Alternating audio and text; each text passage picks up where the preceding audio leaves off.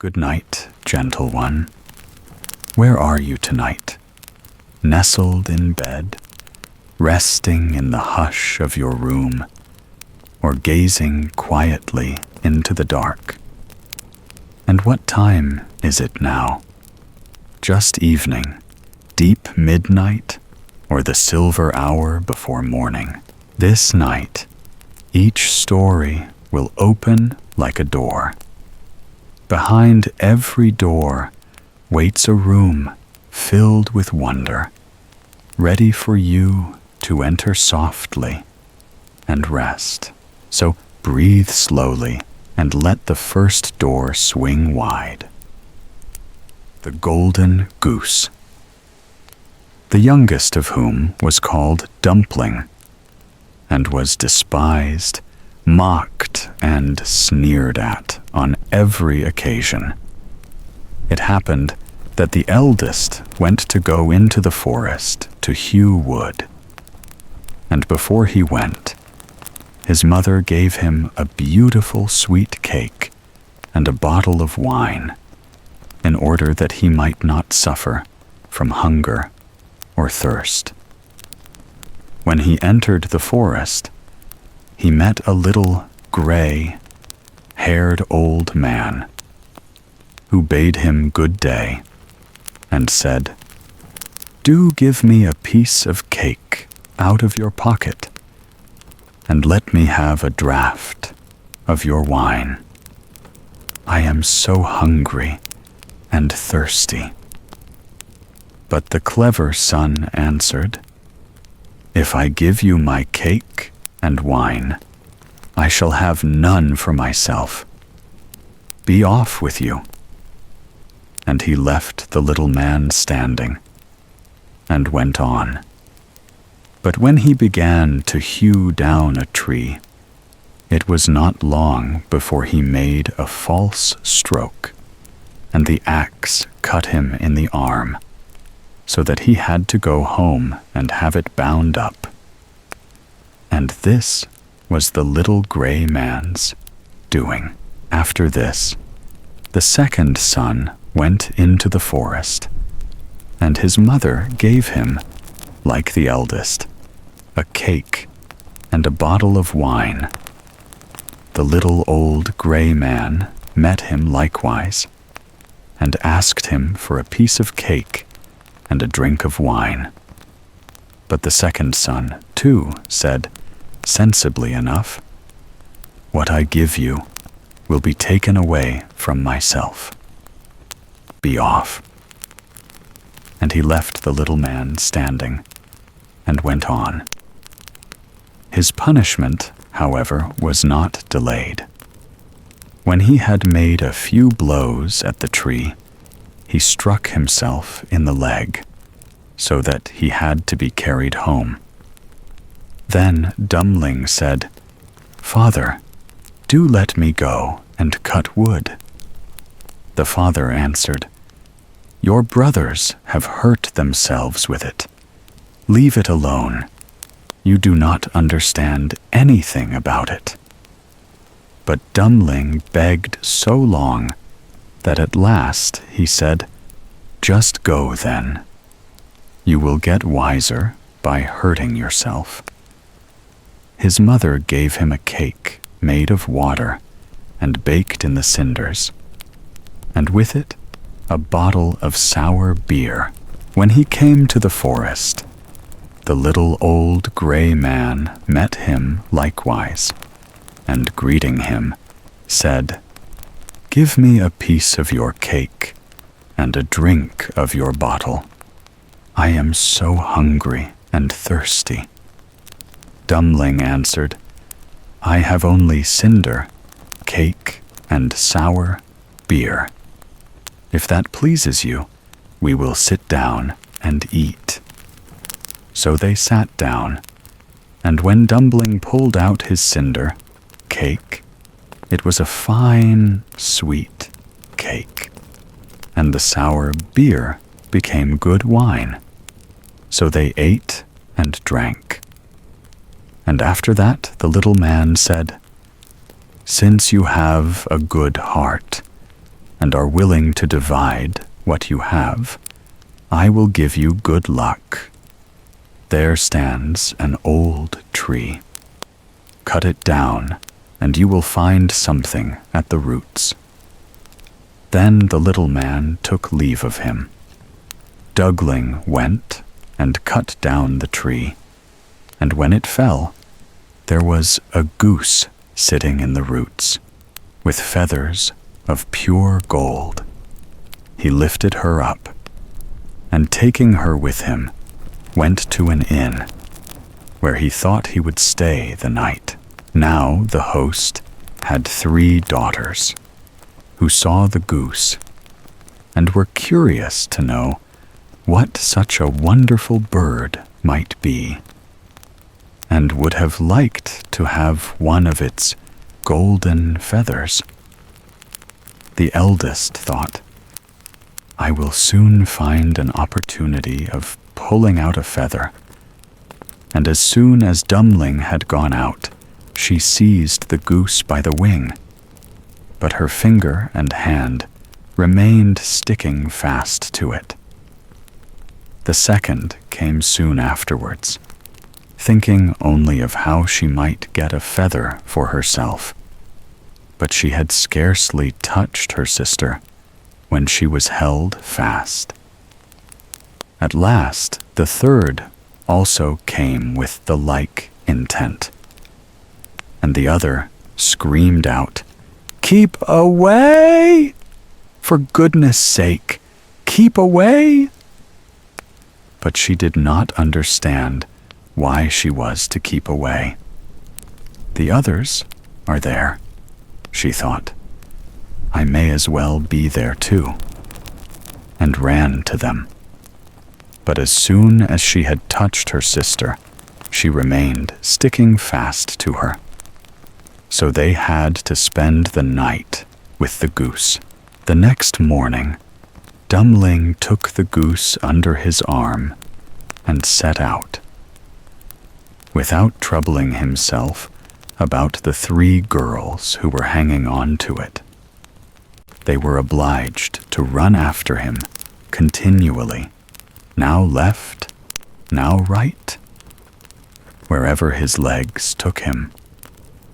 In the middle of the fields, the parson met them, and when he saw the procession, he said, "For shame, you good, for nothing girls. Why are you running across the fields after this young man? Is that seemly?"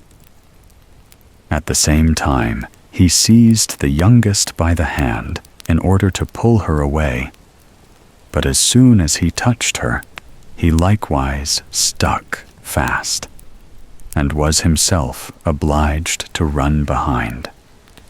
Before long, the sexton came by, and saw his master, the parson, running behind 3 girls. He was astonished at this, and called out, "Hi, your reverence, whither away so quickly? Do not forget that we have a christening today." And running after him, he took him by the sleeve, but was also held fast to it, whilst the 5 were trotting, thus one behind the other. 2 laborers came with their hoes from the fields. The parson called out to them, and begged that they would set him and the sexton free. But they had scarcely touched the sexton when they were held fast. And now there were 7 of them, running behind Dummling and the goose. Soon afterwards, he came to a city where a king ruled, who had a daughter who was so serious that no one could make her laugh. So he had put forth a decree that whosoever should be able to make her laugh should marry her. When Dummling heard this, he went with his goose and all her train before the king's daughter. And as soon as she saw the 7 people running on and on, one behind the other, she began to laugh, quite loudly, and as if she would never stop.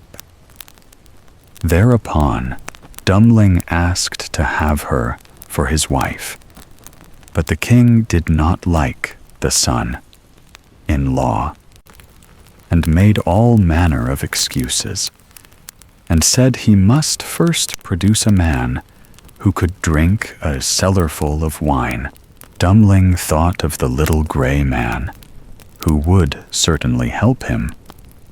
So he went into the forest, and in the same place where he had felled the tree, he saw a man sitting, who had a very sorrowful face. Dummling asked him what he was taking to heart so sorely, and he answered, "I have such a great thirst, and cannot quench it. Cold water I cannot stand. A barrel of wine I have just emptied, but that to me is like a drop on a hot stone." "There, I can help you," said Dummling. "Just come with me, and you shall be satisfied." He led him into the king's cellar, and the man bent over the huge barrels, and drank till his loins hurt. And before the day was out, he had emptied all the barrels. Then Dummling asked once more for his bride, but the king was vexed that such an ugly fellow, whom everyone called Dummling, should take away his daughter. And he made a new condition. He must first find a man who could eat a whole mountain of bread. Dummling did not think long, but went straight into the forest, where in the same place there sat a man who was tying up his body with a strap, and making an awful face, and saying, "I have eaten a whole oven full of rolls. But what good is that when one has such a hunger as I? My stomach remains empty, and I must tie myself up if I am not to die of hunger." At this, Dummling was glad, and said, "Get up, come with me. You shall eat yourself full." He led him to the king's palace, where all the flour in the whole kingdom was collected, and from it he caused a huge mountain of bread to be baked. The man from the forest stood before it, began to eat, and by the end of one day, the whole mountain had vanished. Then Dummling, for the 3rd time, asked for his bride, but the king again sought a way out, and ordered a ship which could sail on land and on water. "As soon as you come sailing back in it," said he, "you shall have my daughter for wife." Dummling went straight into the forest, and there sat the little gray man to whom he had given his cake. When he heard what Dummling wanted, he said, "Since you have given me to eat and drink, I will give you the ship. And I do all this because you once were kind to me." Then he gave him the ship, which could sail on land and water. And when the king saw that, he could no longer prevent him from having his daughter. The wedding was celebrated, and after the king's death, Dummling inherited his kingdom and lived for a long time contentedly with his wife. End of The Golden Goose. The Water of Life. Long before you and I were born, there reigned in a country a great way off a king who had 3 sons. The king once fell very ill, so ill that nobody thought he could live. His sons were very much grieved at their father's sickness, and as they were walking together very mournfully in the garden of the palace, a little old man met them and asked what was the matter. They told him that their father was very ill and that they were afraid nothing could save him. "I know what would," said the little old man. "It is the water of life. If he could have a draught of it, he would be well again. But it is very hard to get." Then the eldest one said, "I shall find it." And he went to the sick king and begged that he might go in search for the water of life, as it was the only thing that could save him. Said the king, "I had rather die than place you in such great danger as you must meet within your journey." But he begged so hard that the king let him go. When the prince thought to himself, "If I bring my father this water, he will make me sole heir to his kingdom." Then he set out, and when he had gone on his way some time, he came to a deep valley, overhung with rocks and woods. And as he looked around, he saw standing above him on one of the rocks a little ugly dwarf with a sugar love cap and a scarlet cloak. And the dwarf called to him and said, "Prince, whither so fast? What is that to thee?" "You ugly imp," said the prince haughtily, and rode on. But the dwarf was enraged at his behavior, and laid a fairy spell of ill luck upon him, so that, as he rode on the mountain, pass became narrower and narrower, and at last the way was so straitened that he could not go to step forward. And when he thought to have turned his horse round and go back the way he came, he heard a loud laugh ringing round him, and found that the path was closed behind him, so that he was shut in all round. He next tried to get off his horse and make his way on foot, but again the laugh rang in his ears, and he found himself unable to move a step. And thus he was forced to abide spellbound. Meantime, the old king was lingering on in daily hope of his son's return, till at last the second son said, "Father, I will go in search of the water of life." For he thought to himself, "My brother is surely dead, and the kingdom will fall to me if I find the water." The king was at first very unwilling to let him go, but at last yielded to his wish. So he set out, and followed the same road which his brother had done, and met with the same elf, who stopped him on the same spot in the mountains, saying, as before, "Prince, whither so fast?" "Mind your own affairs, busybody," said the prince scornfully. and rode on. But the dwarf put the same spell upon him as he put on his elder brother, and he too was at last obliged to take up his abode in the heart of the mountains.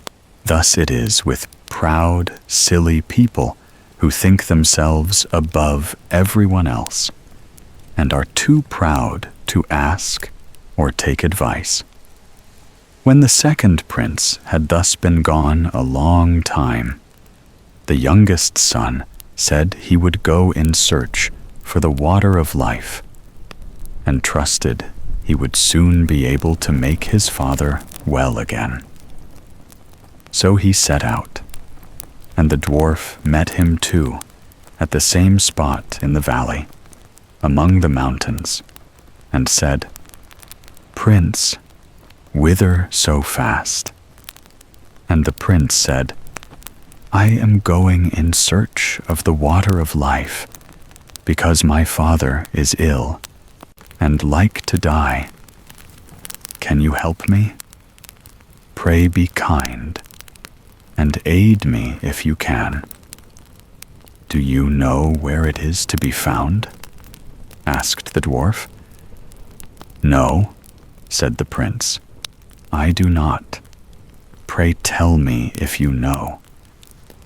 Then, as you have spoken to me kindly, and are wise enough to seek for advice, I will tell you how and where to go. The water you seek springs from a well in an enchanted castle, and, that you may be able to reach it in safety, I will give you an iron wand and 2 little loaves of bread. Strike the iron door of the castle 3 times with the wand, and it will open. 2 hungry lions will be lying down inside, gaping for their prey. But if you throw them the bread, they will let you pass. Then hasten on to the well, and take some of the water of life before the clock strikes 12. For if you tarry longer, the door will shut upon you forever." Then the prince thanked his little friend with the scarlet cloak for his friendly aid, and took the wand and the bread, and went traveling on and on, over sea and over land, till he came to his journey's end, and found everything to be as the dwarf had told him. The door flew open at the 3rd stroke of the wand, and when the lion had quieted, he went on through the castle, and came at length to a beautiful hall. Around it he saw several knights sitting in a trance. Then he pulled off their rings and put them on his own fingers. In another room he saw on a table a sword and a loaf of bread, which she also took. Further on he came to a room where a beautiful young lady sat upon a couch, and she welcomed him joyfully, and said if he would set her free from the spell that bound her, the kingdom should be his, if he would come back in a year and marry her. Then she told him that the well that held the water of life was in the palace gardens, and bade him make haste and draw what he wanted before the clock struck 12. He walked on, and as he walked through beautiful gardens, he came to a delightful shady spot in which stood a couch, and he thought to himself, as he felt tired, that he would rest himself for a while and gaze on the lovely scenes around him. So he laid himself down, and sleep fell upon him unawares, so that he did not wake up till the clock was striking 11:45. Then he sprang from the couch, dreadfully frightened, ran to the well, filled a cup that was standing by him full of water, and hastened to get away in time. Just as he was going out of the iron door, it struck 12, and the door fell so quickly upon him that it snapped off a piece of his heel. When he found himself safe, he was overjoyed to think that he had got the water of life. And as he was going on his way homewards, he passed by the little dwarf, who, when he saw the sword in the loaf, said, "You have made a noble prize.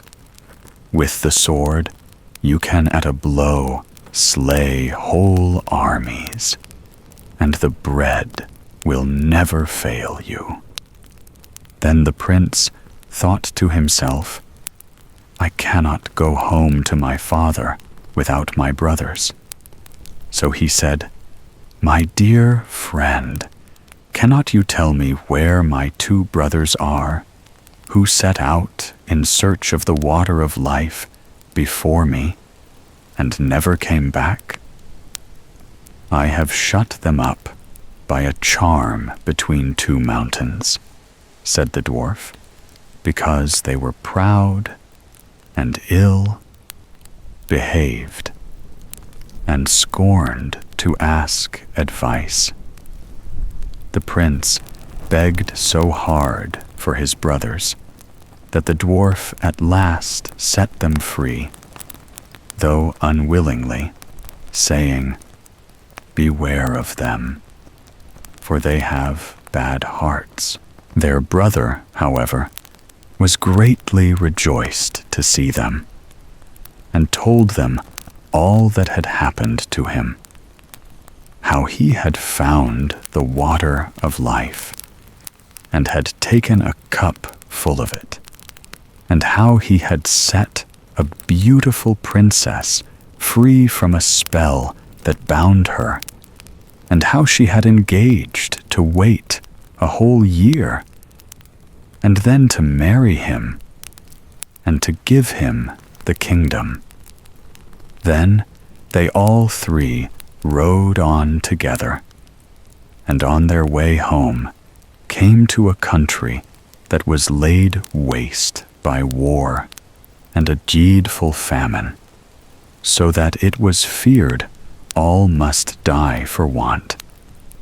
But the prince gave the king of the land the bread, and all his kingdom ate of it. And he lent the king the wonderful sword, and he slew the enemy's army with it.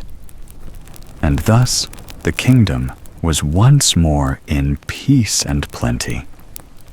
In the same manner, he befriended 2 other countries, through which they passed on their way. When they came to the sea, they got into a ship. And during their voyage, the 2 eldest said to themselves, "Our brother has got the water which we could not find. Therefore, our father will forsake us and give him the kingdom, which is our right."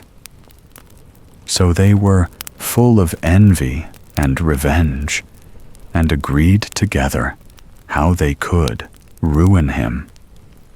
Then they waited till he was fast asleep, and poured the water of life out of the cup, and took it for themselves, giving him bitter sea water instead. When they came to the journey's end, the youngest son brought his cup to the sick king, that he might drink and be healed. Scarcely, however, had he tasted the bitter sea, water, when he became worse even than he was before. And then both the elder sons came in and blamed the youngest for what they had done, and said that he wanted to poison their father, but that they found the water of life and had brought it with them. He no sooner began to drink of what they brought him than he felt his sickness leave him, and was as strong and well as in his younger days. Then they went to their brother and laughed at him and said, "Well, brother, you found the water of life, did you? You have had the trouble, and we shall have the reward. Pray, with all your cleverness, why did not you manage to keep your eyes open? Next year, one of us will take away your beautiful princess, if you do not care. You had better say nothing about this to our father, for he does not believe a word you say. And if you tell tales, you shall lose your life into the bargain. But be quiet, and we will let you off." The old king was still very angry with his youngest son, and thought he really meant to have taken away his life. So he called his court together and asked what should be done, and all agreed that he ought to be put to death. The prince knew nothing of what was going on, till one day, when the king's chief huntsman went hunting with him, and they were alone in the wood together. The huntsman looked so sorrowful that the prince said, "My friend, what is the matter with you?" "I cannot and dare not tell you," said he. But the prince begged very hard and said, "Only tell me what it is, and do not think I shall be angry, for I will forgive you." "Alas," said the huntsman, "the king has ordered me to shoot you." The prince started at this and said, "Let me live, and I will change dresses with you. You shall take my royal coat to show to my father, and do you give me your shabby one?" "With all my heart," said the huntsman. "I am sure I shall be glad to save you, for I could not have shot you." Then he took the prince's coat and gave him the shabby one, and went away through the wood. Some time after, 3 grand empresses came to the old king's court, with rich gifts of gold and precious stones for his youngest son. How all these were sent from the 3 kings to whom he had lent his sword and loaf of bread, in order to rid them of their enemy and feed their people. This touched the old king's heart, and he thought his son might still be guiltless, and said to his court, "Oh, that my son were still alive! How it grieves me that I had him killed." "He is still alive," said the huntsman, "and I am glad that I had pity on him. But let him go in peace," and brought home his royal coat. At this, the king was overwhelmed with joy, and made it known throughout all his kingdom that if his son would come back to his court, he would forgive him. Meanwhile, the princess was eagerly waiting till her deliverer should come back, and had a road made, leading up to her palace, all of shining gold. and told her courtiers that whoever on horseback and rode straight up to the gate upon it was her true lover, and that they must let him in. But whoever rode on one side of it, they must be sure was not the right one, and that they must send him away at once. The time soon came when the eldest brother thought that he would make haste to go to the princess and say that he was the one who had set her free, and that he should have her for his wife and the kingdom with her. As he came before the palace and saw the golden road, he stopped to look at it, and thought to himself, "It is a pity to ride upon this beautiful road." So he turned aside and rode on the right hand side of it.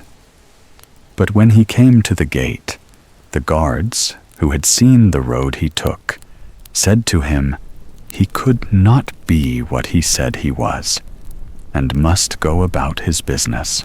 The second prince sat out soon afterwards on the same errand, and when he came to the golden road, and his horse had set one foot upon it, he stopped to look at it, and thought it very beautiful, and said to himself, "What a pity it is that anyone should tread here." Then he too turned aside and rode on the left side of it. But when he came to the gate, the guard said that he was not the true prince, and that he too must go away about his business. And away he went. Now, when the full year was come round, the third brother left the forest in which he had lain hid for fear of his father's anger, and set out in search of his betrothed bride. So he journeyed on, thinking of her all the way, and rode so quickly that he did not even see what the road was made of, but went with his horse straight over it. And as he came to the gates, it flew open, and the princess welcomed him with joy, and said he was her deliverer, and should now be her husband and lord of the kingdom.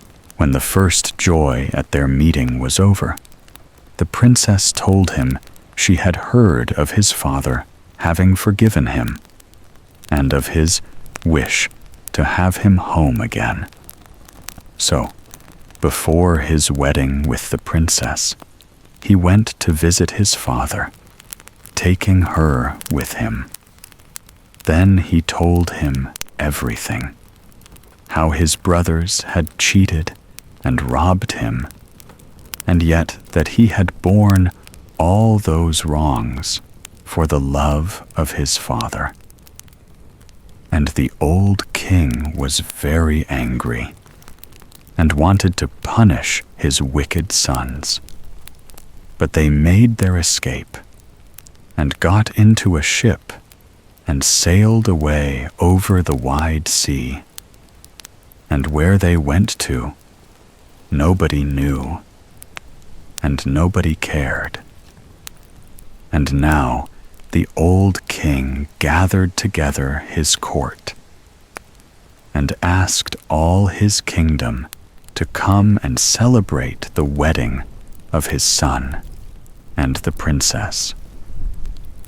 And young and old, noble and squire, gentle and simple, came at once on the summons, and among the rest came the friendly dwarf with the sugar loaf hat and a new scarlet cloak.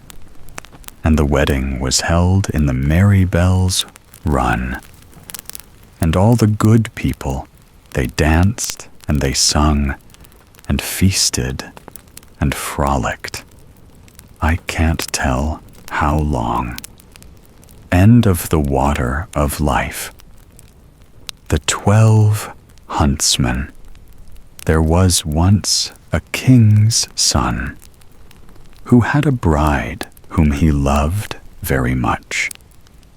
And when he was sitting beside her and very happy, news came that his father lay sick unto death, and desired to see him once again before his end.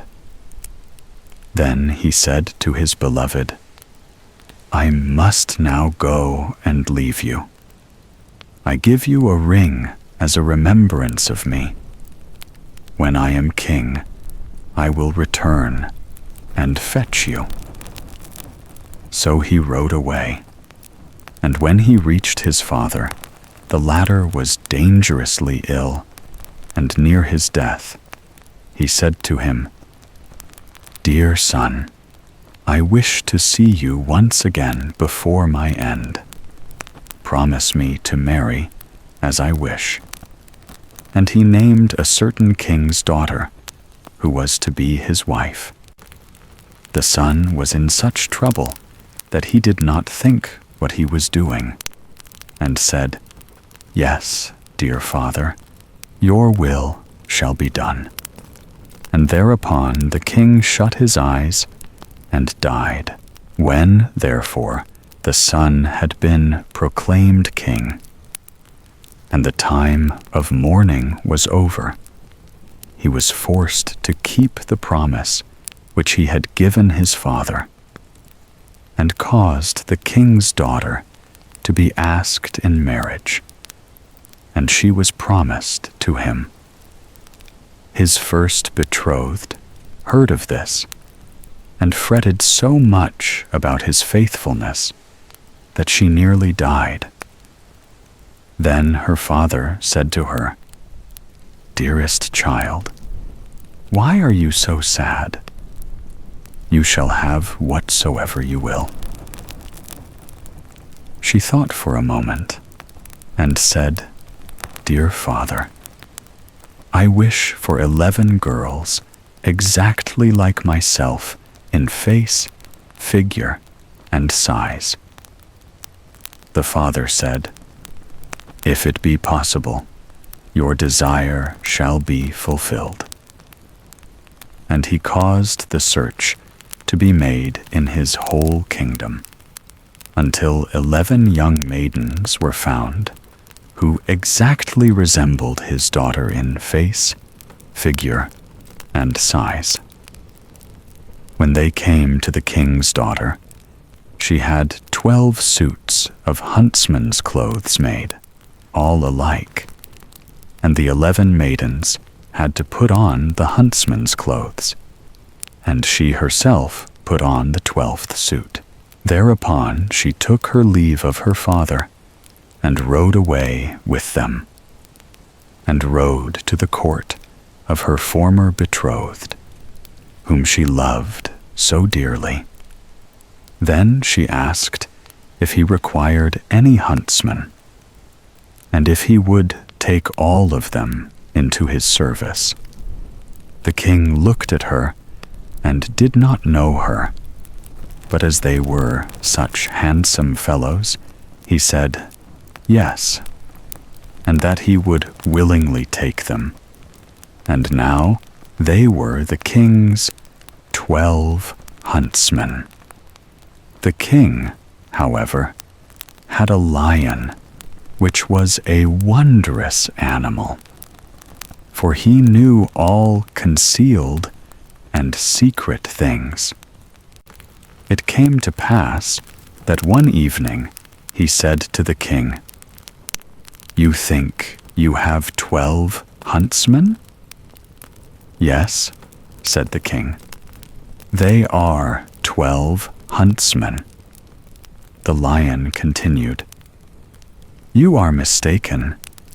They are 12 girls. The king said, That cannot be true. How will you prove that to me? Oh, just let some peas be strewn in the antechamber, answered the lion, "and then you will soon see. Men have a firm step, and when they walk over peas, none of them stir.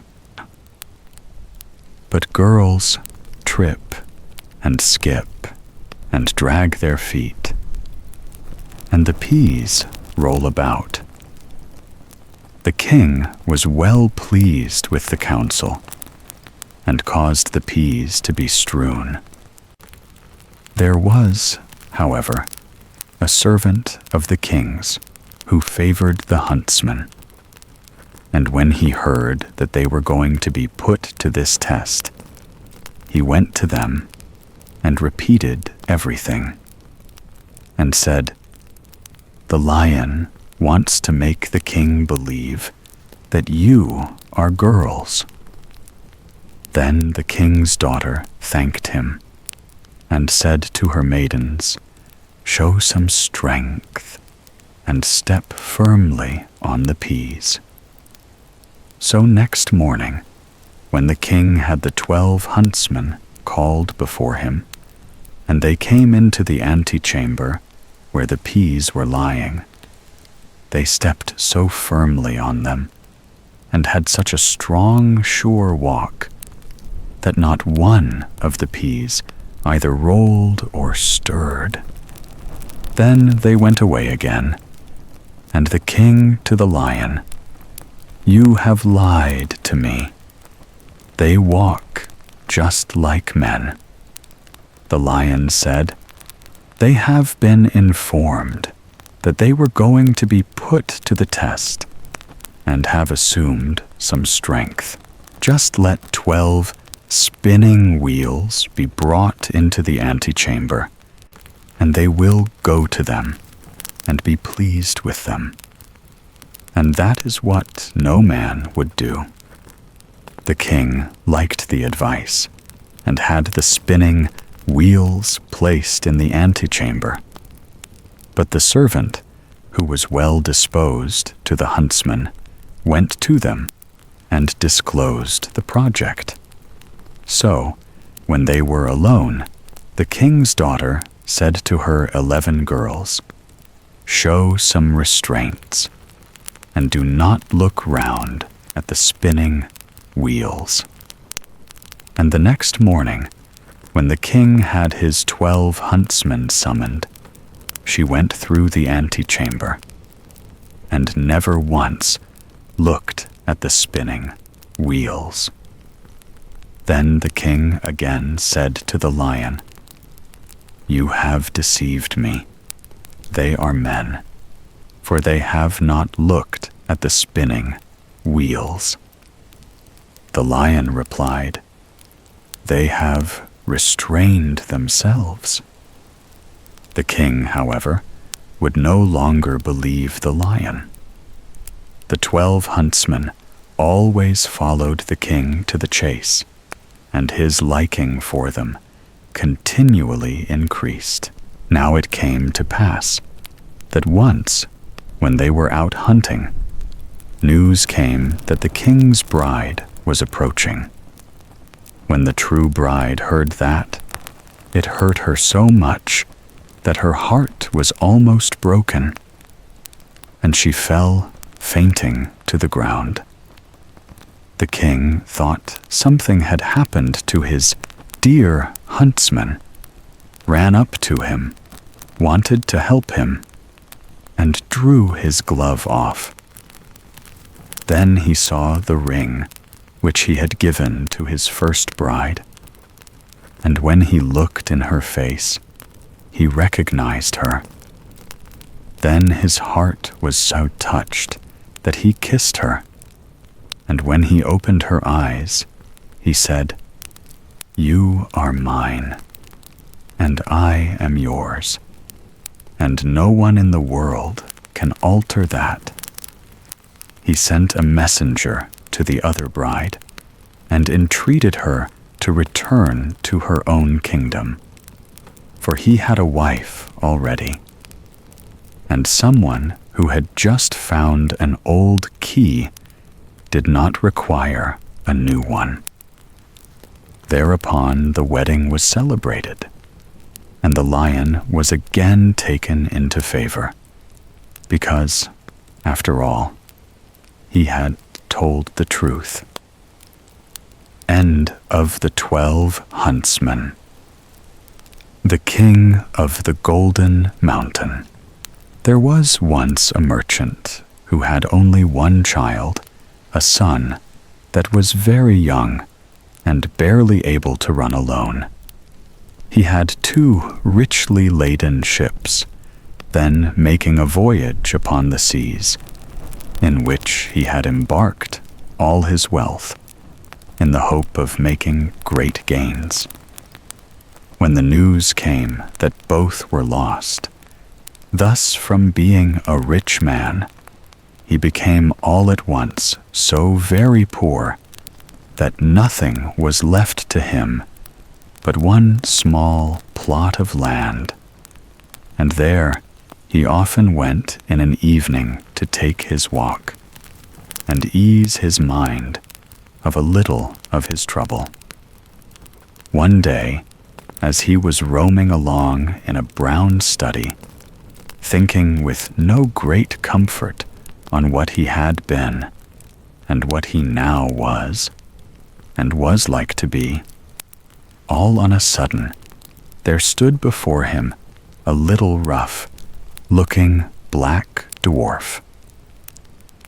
"Pretty friend, why so sorrowful?" said he to the merchant. "What is it you take so deeply to heart? If you would do me any good, I would willingly tell you," said the merchant. "Who knows but I may?" said the little man. "Tell me what ails you, and perhaps you may find I may be wrong." "Some use." Then the merchant told him how all his wealth was gone to the bottom of the sea, and how he had nothing left but that little plot of land. "Oh, trouble not yourself about that," said the dwarf. "Only undertake to bring me here 12 years hence, whatever meets you first on your going home, and I will give you as much as you please." The merchant thought this was no great thing to ask, that it would most likely be his dog, or his cat, or something of that sort, but forgot his little boy, Heinel. So he agreed to the bargain, and signed and sealed the bond to do what was asked of him. But as he drew near home, his little boy was so glad to see him that he crept behind him and laid fast hold of his legs and looked up in his face and laughed.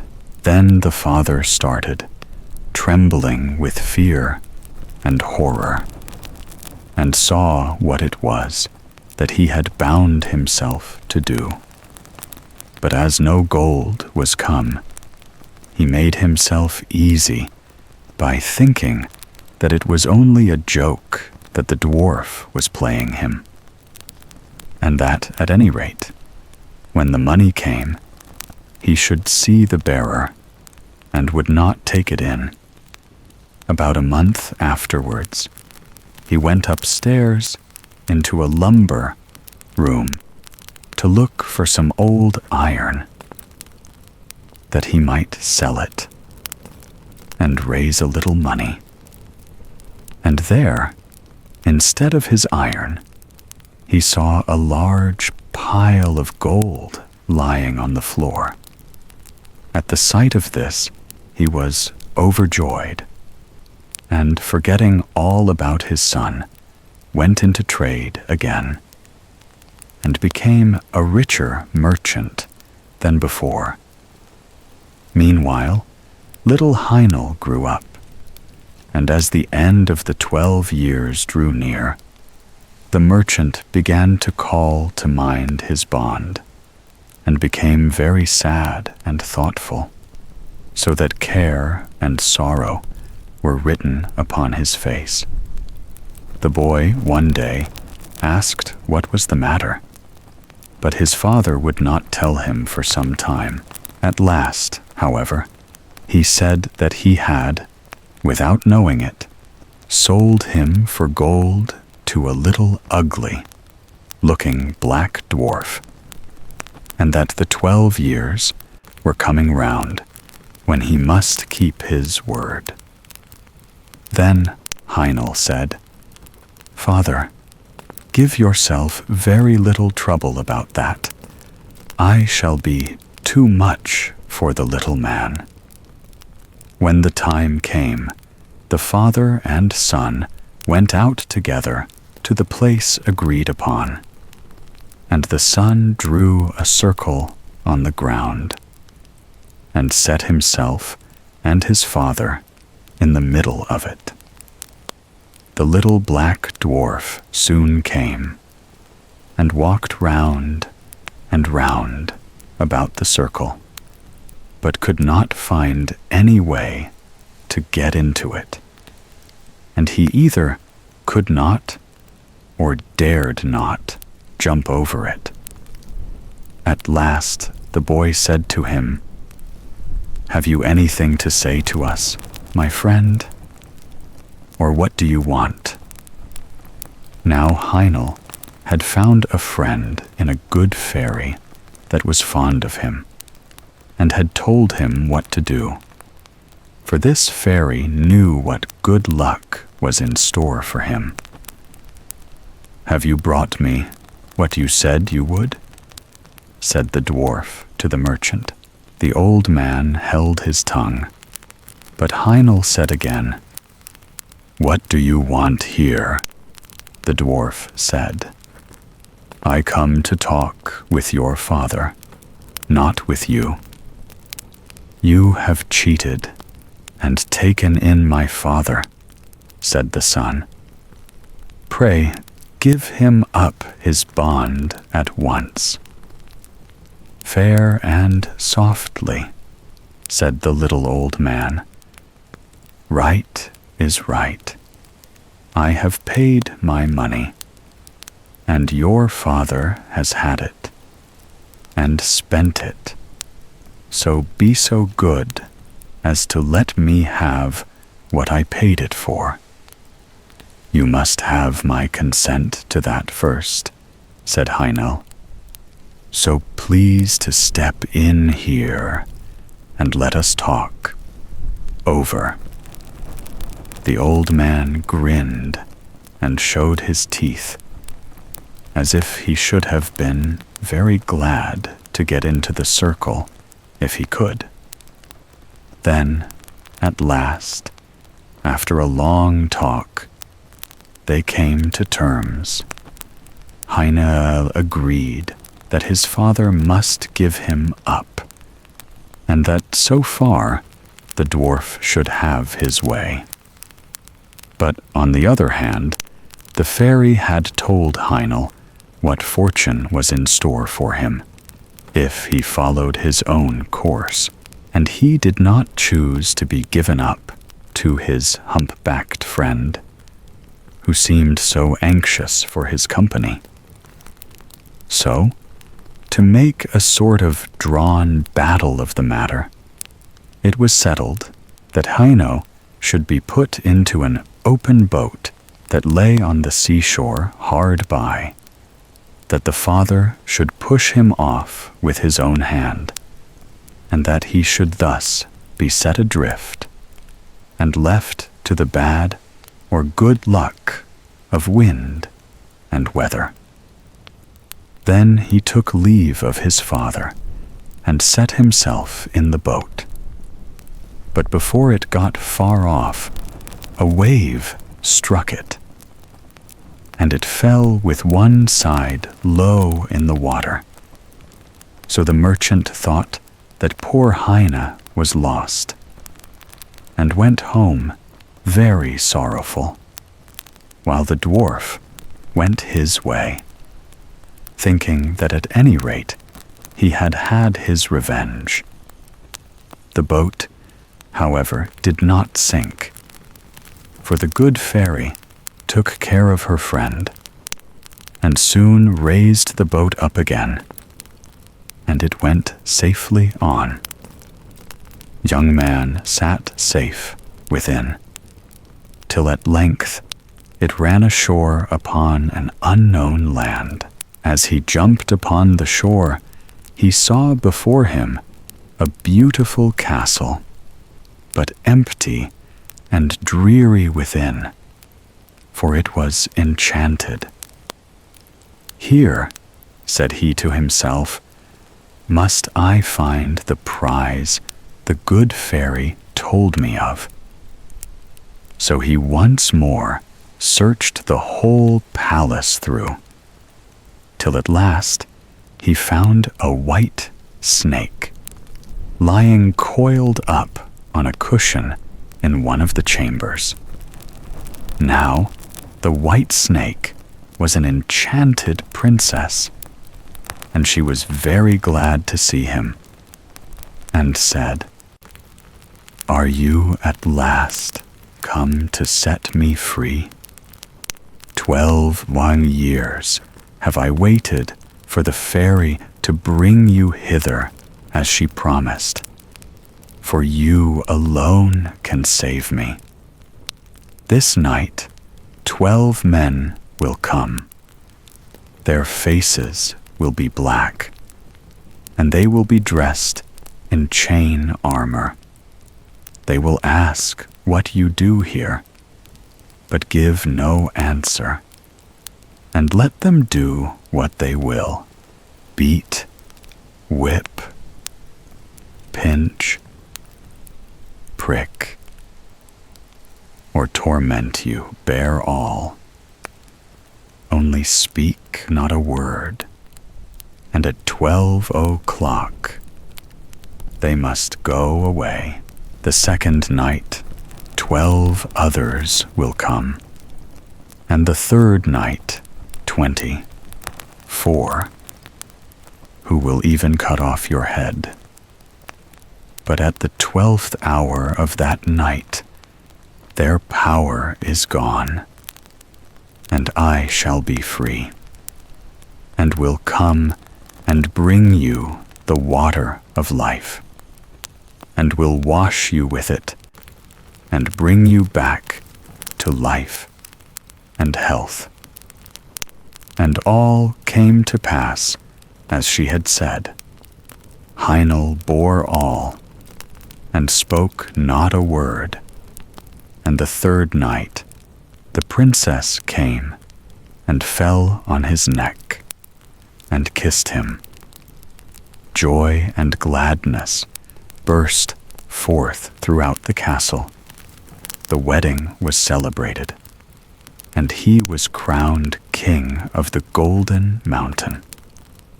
They lived together very happily, and the queen had a son. And thus 8 years had passed over their heads, when the king thought of his father, and began to long to see him once again. But the queen was against his going, and said, "I know well what misfortunes will come upon us if you go." However, he gave her no rest till she agreed. At his going away, she gave him a wishing ring, and said, "Take this ring and put it on your finger. Whatever you wish, it will bring you. Only promise never to make use of it to bring me hence to your father's house." Then he said he would do what she asked, and put the ring on his finger, and wished himself near the town where his father lived. Haino found himself at the gates in a moment, but the guards would not let him go in, because he was so strangely clad.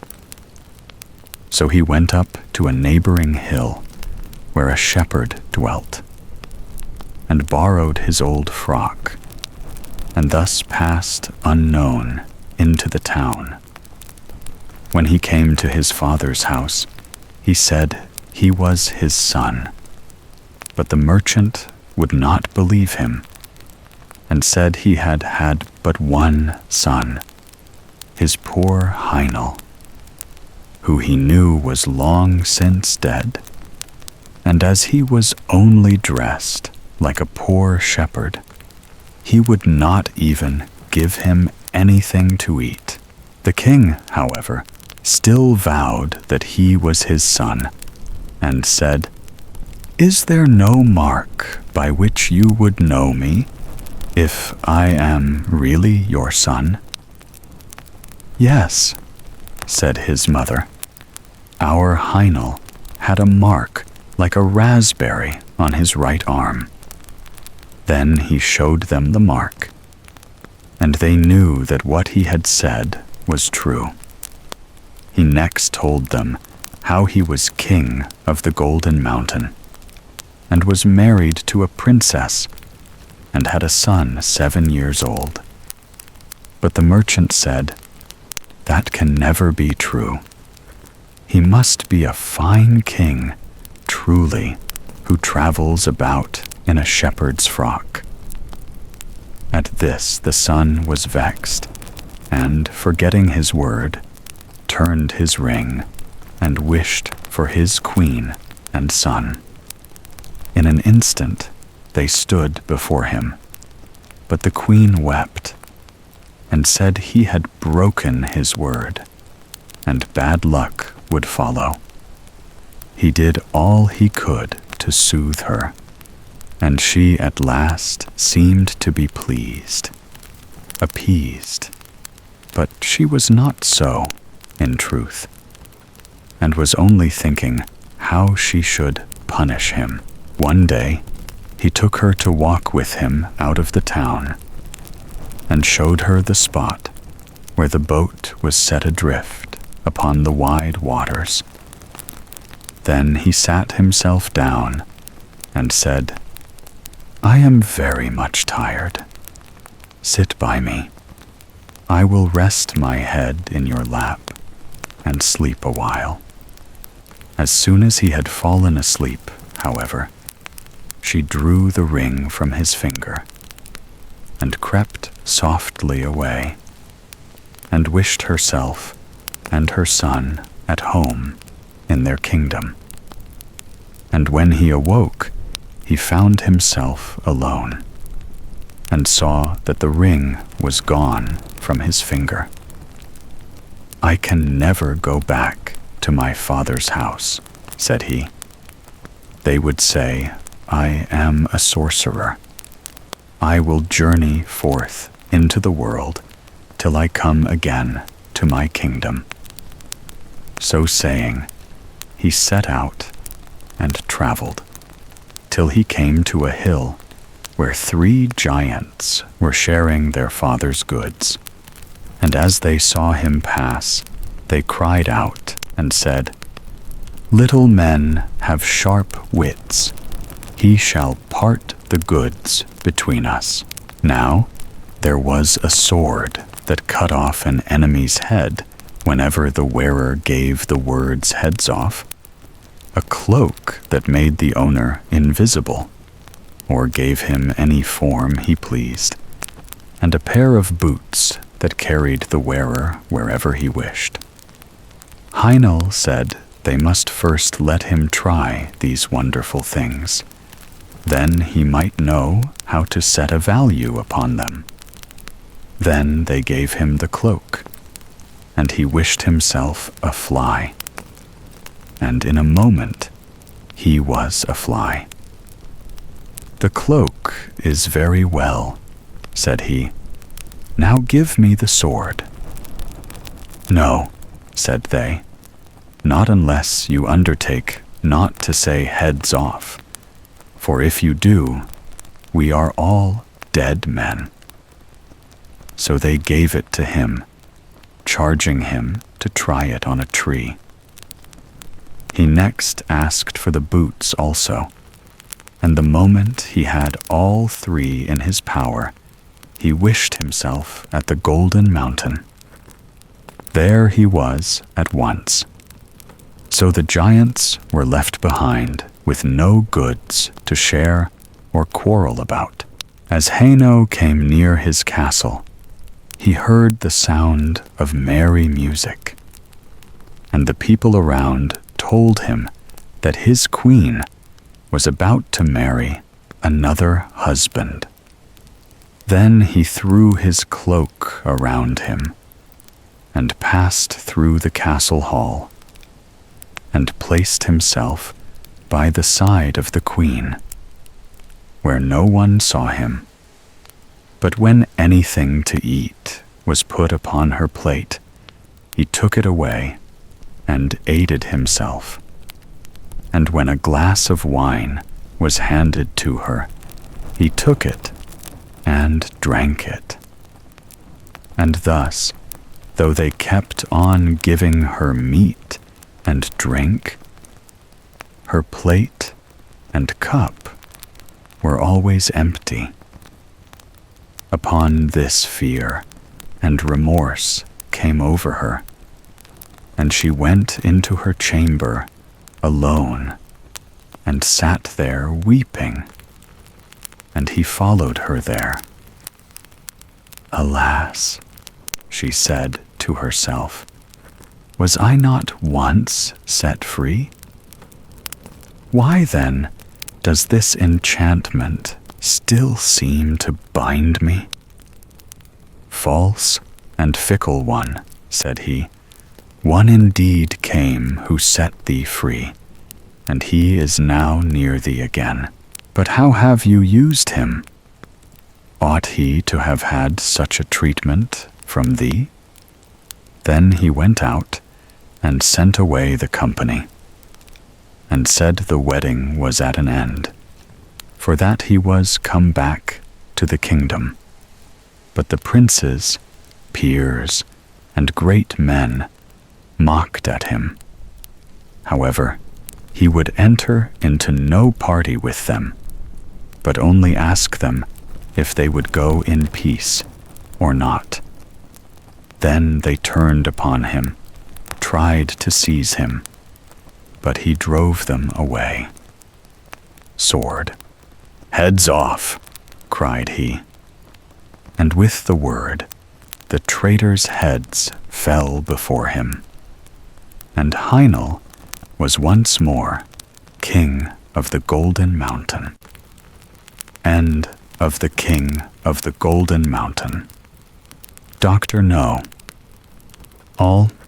There was once upon a time a poor peasant called Crab, who drove with 2 oxen a load of wood to the town, and sold it to a doctor for 2 thalers.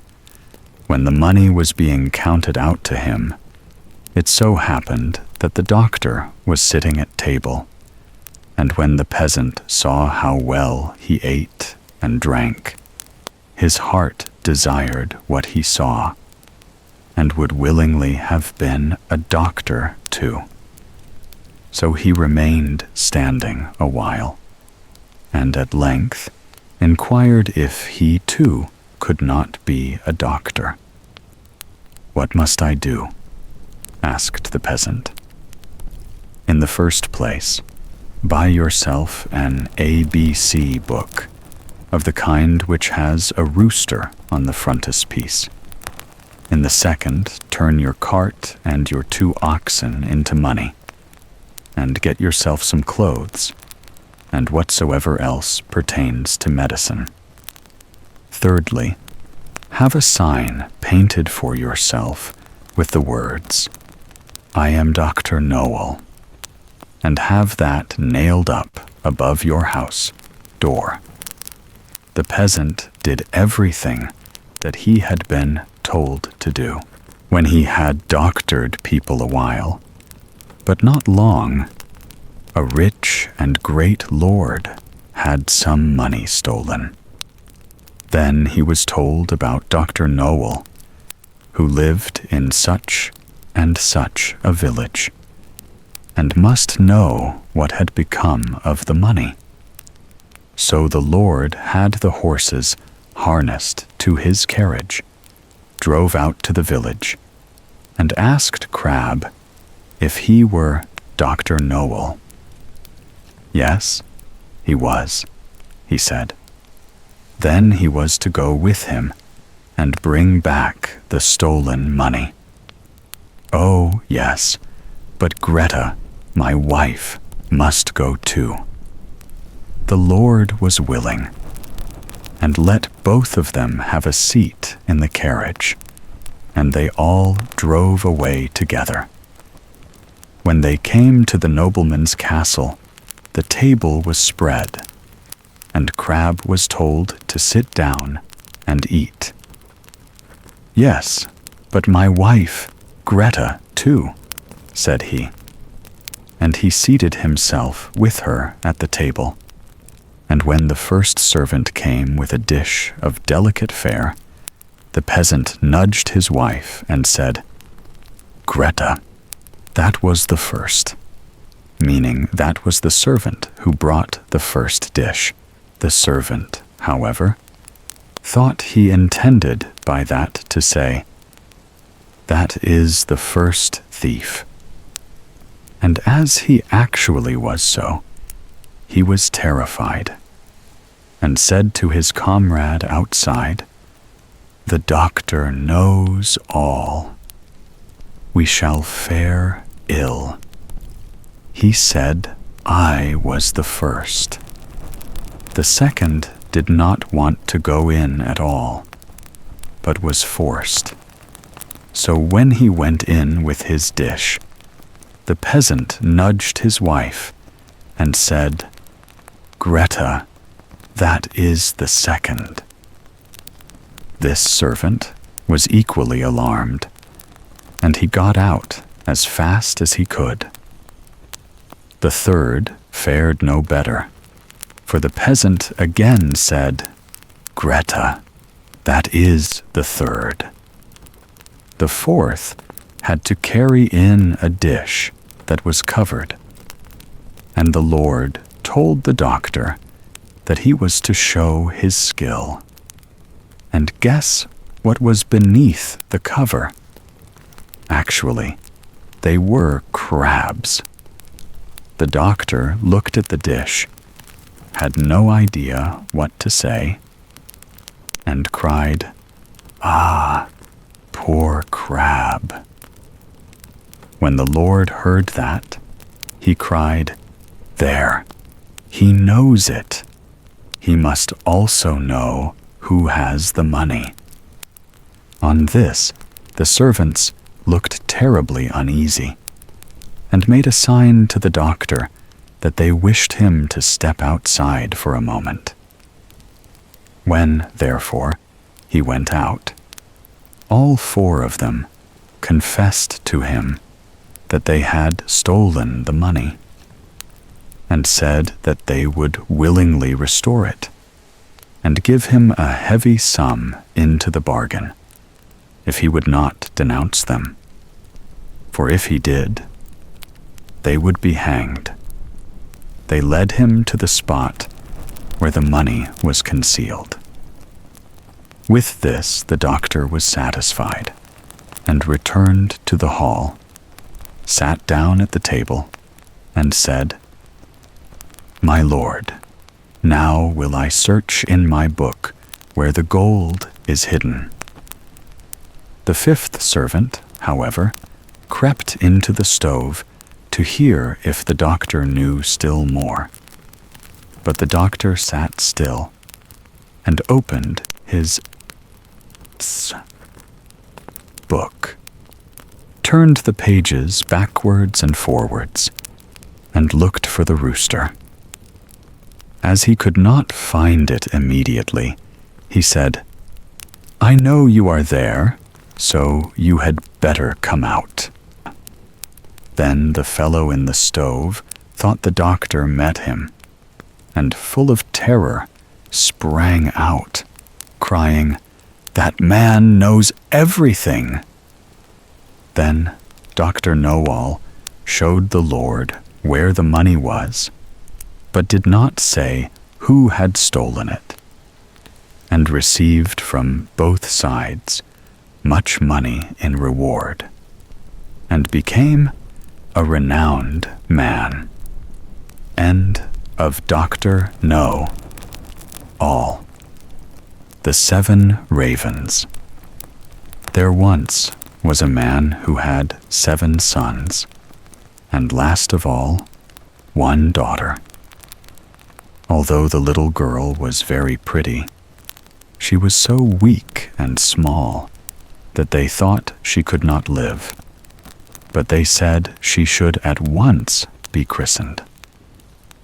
So the father sent one of his sons in haste to the spring to get some water, but the other 6 ran with him. Each wanted to be first at drawing the water, and so they were in such a hurry that all their pitchers fell into the well, and they stood very foolishly looking at one another, and did not know what to do, for no one dared go home. In the meantime, the father was uneasy, and could not tell what made the young man stay so long. "Surely," said he, "the whole 7 must have forgotten themselves over some game of play." And when he had waited still longer, and they yet did not come, he flew into a rage, and wished them all turned into ravens. Scarcely had he spoken these words, when he heard a croaking over his head, and looked up, and saw 7 ravens, as black as coal, flying round and round. Sorry as he was to see his wish so fulfilled, he did not know how what was done could be undone, and comforted himself as well as he could for the loss of his 7 sons with his dear little daughter, who soon became stronger and every day more beautiful.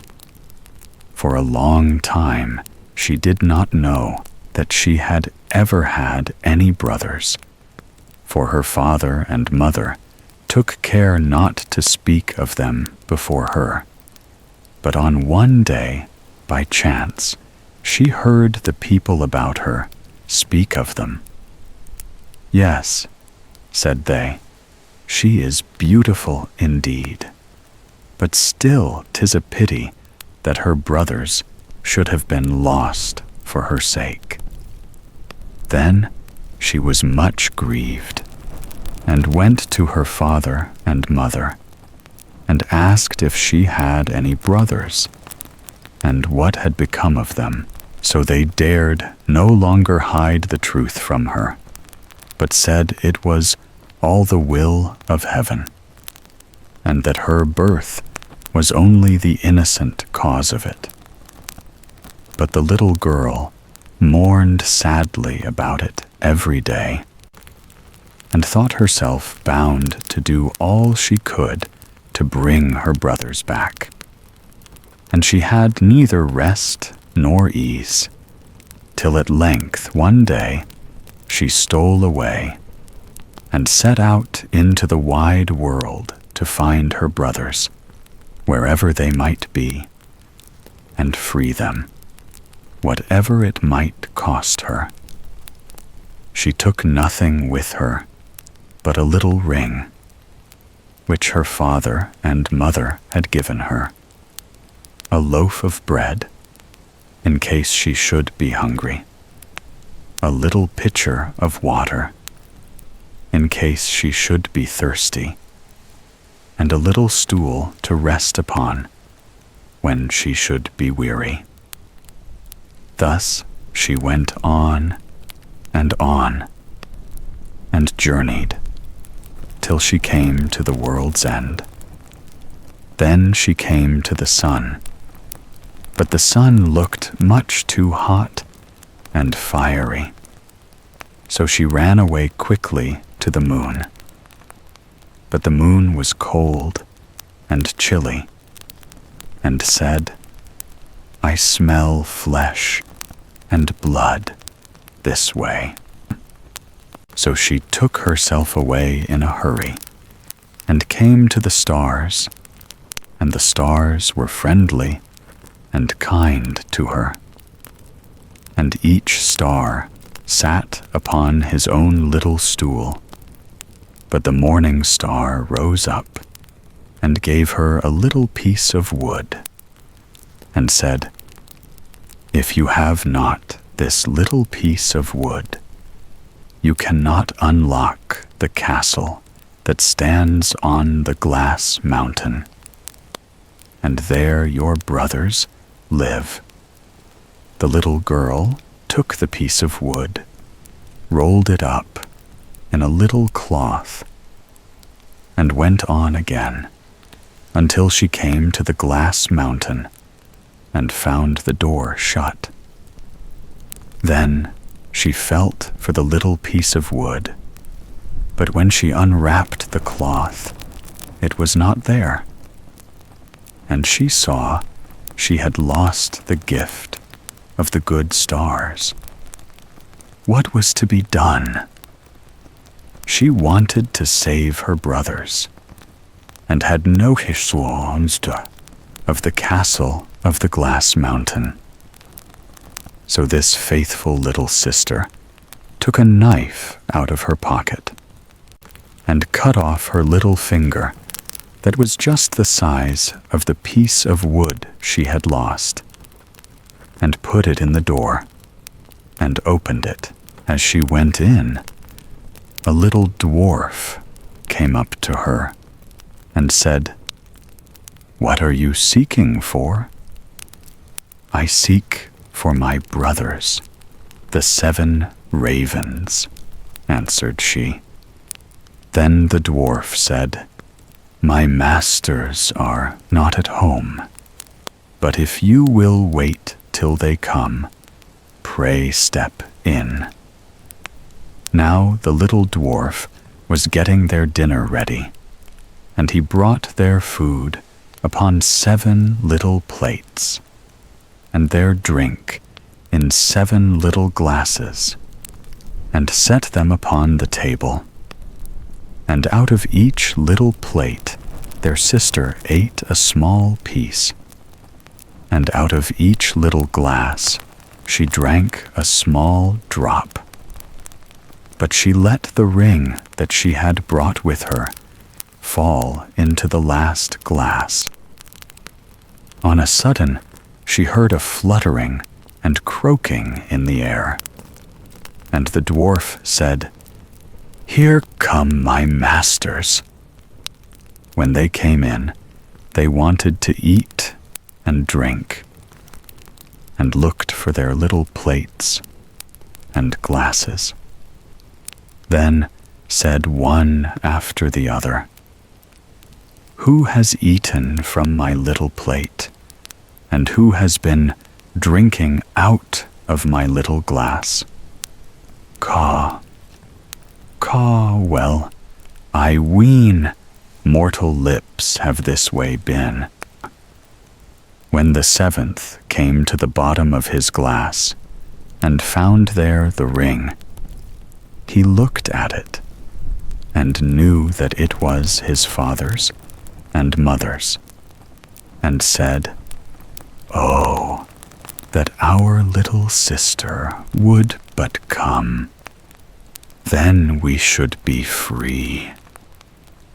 When the little girl heard this, for she stood behind the door all the time and listened, she ran forward, and in an instant all the ravens took their right form again, and all hugged and kissed each other, and went merrily home. End of the 7 Ravens. The Wedding of Mrs. Fox. First story. There was once upon a time an old fa with 9 tails, who believed that his wife was not faithful to him, and wished to put her to the test. He stretched himself out under the bench, did not move a limb, and behaved as if he were stone dead. Mrs. Fox went up to her room, shut herself in, and her maid, Miss Cat, sat by the fire and did the cooking. When it became known that the old fox was dead, suitors presented themselves. The maid heard someone standing at the house door, knocking. She went and opened it, and it was a young fox who said, "What may you be about, Miss Cats? Do you sleep, or do you wake?" She answered, "I am not sleeping, I am waking. Would you know what I am making? I am boiling warm beer with butter. Will you be my guest for supper?" "No, thank you, miss," said the fox. "What is Mrs. Fox doing?" the maid replied. "She is sitting in her room, moaning in her gloom, weeping her little eyes quite red, because old Mr. Fox is dead. Do just tell her, miss, that a young fox is here who would like to woo her." "Certainly, young sir." The cat goes up the stairs. Trip, trip. The door she knocks at tap, tap, tap. "Mistress Fox, are you inside?" "Oh, yes, my dear cat," she cried. "A wooer, he stands at the door out there. What does he look like, my dear? Has he 9 as beautiful tails as the late Mr. Fox?" "Oh, no," answered the cat. "He has only 1. Then I will not have him." Miss Cat went downstairs and sent the wooer away. Soon afterwards, there was another knock, and another fox was at the door, who wished to woo Mrs. Fox.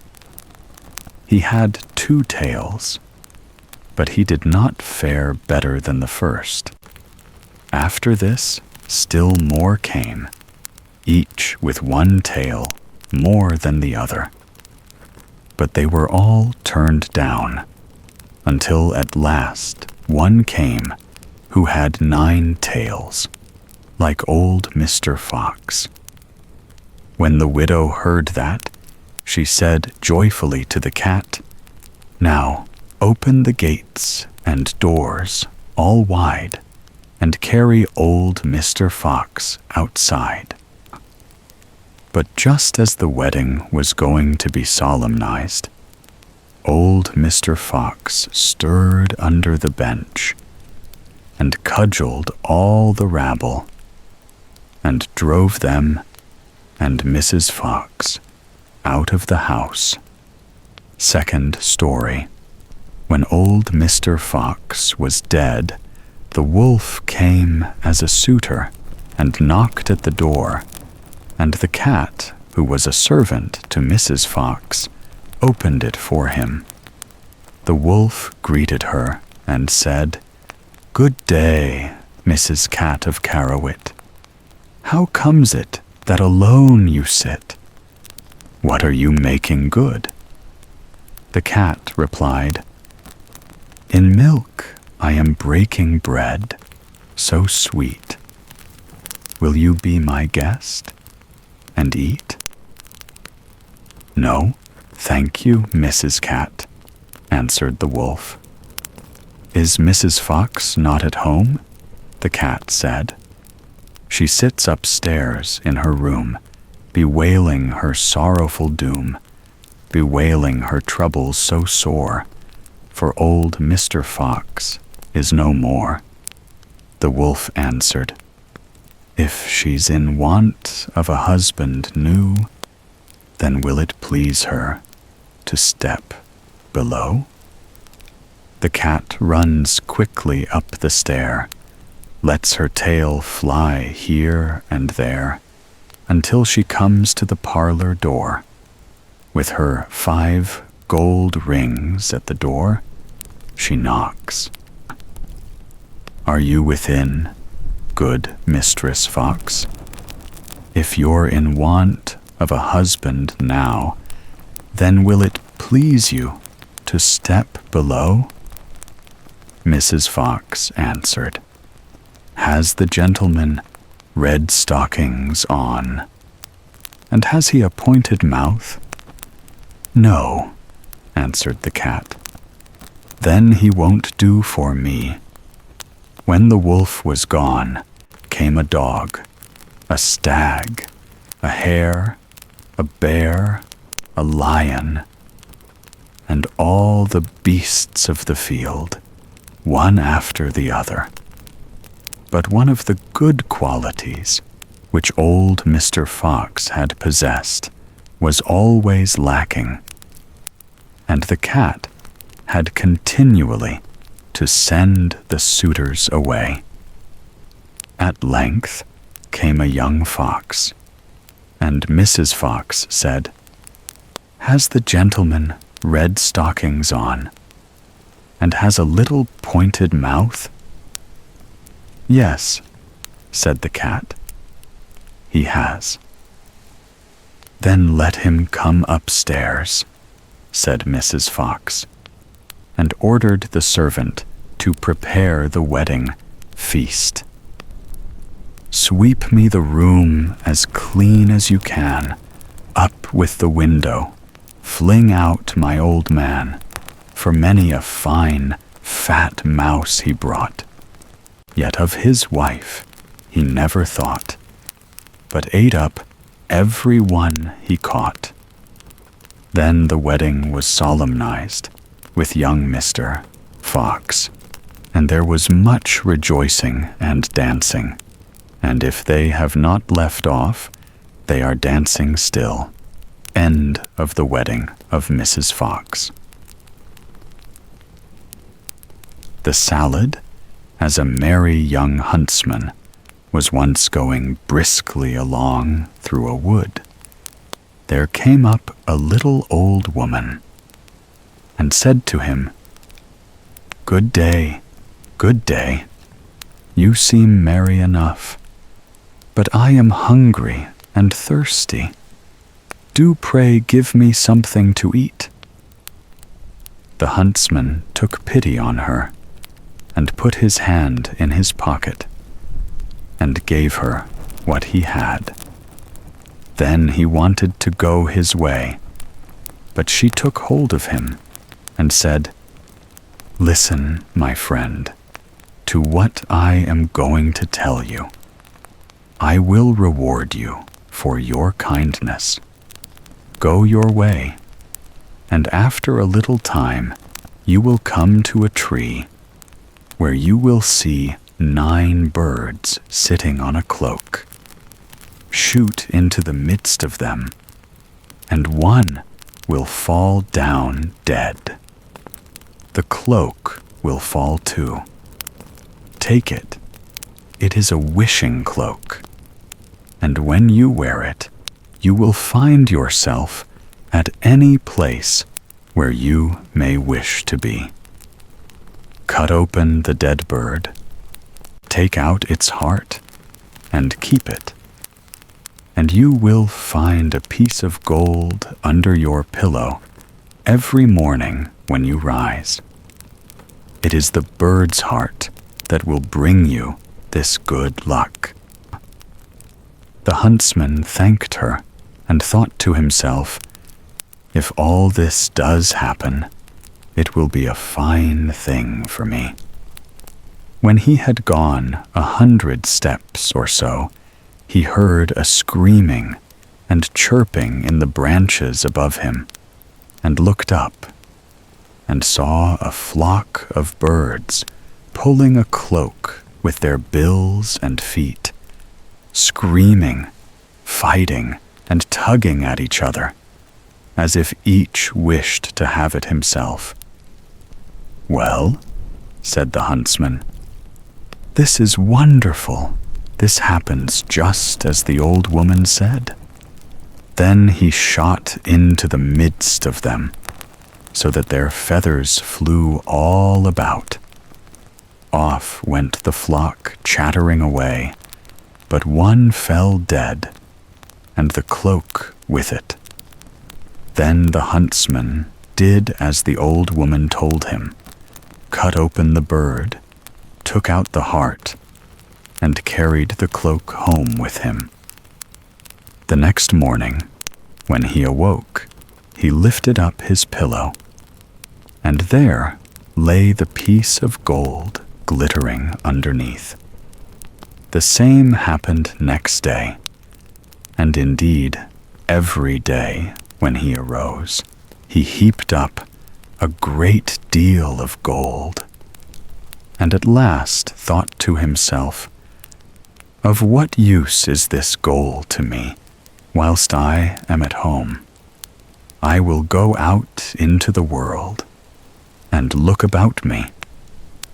Then he took leave of his friends, and hung his bag and bow about his neck, and went his way. It so happened that his road one day led through a thick wood, at the end of which was a large castle in a green meadow. And at one of the windows stood an old woman with a very beautiful young lady by her side, looking about them. Now the old woman was a witch, and said to the young lady, "There is a young man coming out of the wood who carries a wonderful prize. We must get it away from him, my dear child, for it is more fit for us than for him. He has a bird's heart that brings a piece of gold under his pillow every morning." Meantime, the huntsman came nearer and looked at the lady, and said to himself, "I have been traveling so long that I should like to go into this castle and rest myself, for I have money enough to pay for anything I want." But the real reason was that he wanted to see more of the beautiful lady. Then he went into the house and was welcomed kindly, and it was not long before he was so much in love that he thought of nothing else but looking at the lady's eyes and doing everything that she wished. Then the old woman said, "Now is the time for getting the bird's heart." So the lady stole it away, and he never found any more gold under his pillow, for it lay now under the young lady's, and the old woman took it away every morning. But he was so much in love that he never missed his prize. "Well," said the old witch, "we have got the bird's heart, but not the wishing cloak yet, and that we must also get." "Let us leave him that," said the young lady. "He has already lost his wealth." Then the witch was very angry, and said, "Such a cloak is a very rare and wonderful thing, and I must and will have it." So she did as the old woman told her, and sat herself at the window, and looked about the country, and seemed very sorrowful, Then the huntsman said, "What makes you so sad?" "Alas, dear sir," said she, "yonder lies the granite rock where all the costly diamonds grow, and I want so much to go there that whenever I think of it, I cannot help being sorrowful, for who can reach it? Only the birds and the flies, man cannot." "If that's all your grief," said the huntsman, "I'll take you there with all my heart." So he drew her under his cloak, and the moment he wished to be on the granite mountain, they were both there. The diamonds glittered so on all sides that they were delighted with the sight, and picked up the finest. But the old witch made a deep sleep come upon him, and he said to the young lady, "Let us sit down and rest ourselves a little. I am so tired that I cannot stand any longer." So they sat down, and he laid his head in her lap and fell asleep. And whilst he was sleeping on, she took the cloak from his shoulders, hung it on her own, picked up the diamonds, and wished herself home again. When he awoke and found that his lady had tricked him and left him alone on the wild rock, he said, "Alas, what roguery there is in the world." And there he sat, in great grief and fear, not knowing what to do. Now, this rock belonged to fierce giants who lived upon it, and as he saw 3 of them striding about, he thought to himself, "I can only save myself, feigning to be asleep." So he laid himself down, as if he were in a sound sleep. When the giants came up to him, the first pushed him with his foot, and said, "What worm is this that lies here curled up? Tread upon him and kill him," said the second.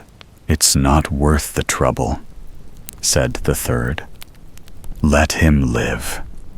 He'll be climbing higher up the mountain, and some cloud will come rolling and carry him away."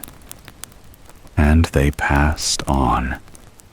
But the huntsman had heard all they said, and as soon as they were gone, he climbed to the top of the mountain. And when he had sat there a short time, a cloud came rolling round him, and caught him in a whirlwind, and bore him along for some time, till it settled in a garden. And he fell quite gently to the ground, amongst the greens and cabbages. Then he looked round him, and said, "I wish I had something to eat. If not, I shall be worse off than before. For here I see neither apples, nor pears, nor any kinds of fruits, nothing but vegetables." At last he thought to himself, "I can eat salad. It will refresh and strengthen me." So he picked out a fine head and ate of it, but scarcely had he swallowed 2 bites when he felt himself quite changed, and saw with horror that he was turned into a donkey. However, he still felt very hungry, and the salad tasted very nice, so he ate on till he came to another kind of salad, and scarcely had he tasted it when he felt another change come over him, and soon saw that he was lucky enough to find his old shape again. Then he laid himself down and slept off a little of his weariness. And when he awoke the next morning, he broke off a head both of the good and the bad salad, and thought to himself, "This will help me to my fortune again, and enable me to pay off some folks for their treachery." So he went away to try and find the castle of his friends. And after wandering about a few days, he luckily found it. Then he stained his face all over brown, so that even his mother would not have known him, and went into the castle and asked for lodging. "I am so tired," said he, "that I can go no farther." "Countryman," said the witch, "who are you, and what is your business?" "I am," said he, "a messenger sent by the king to find the finest salad that grows under the sun.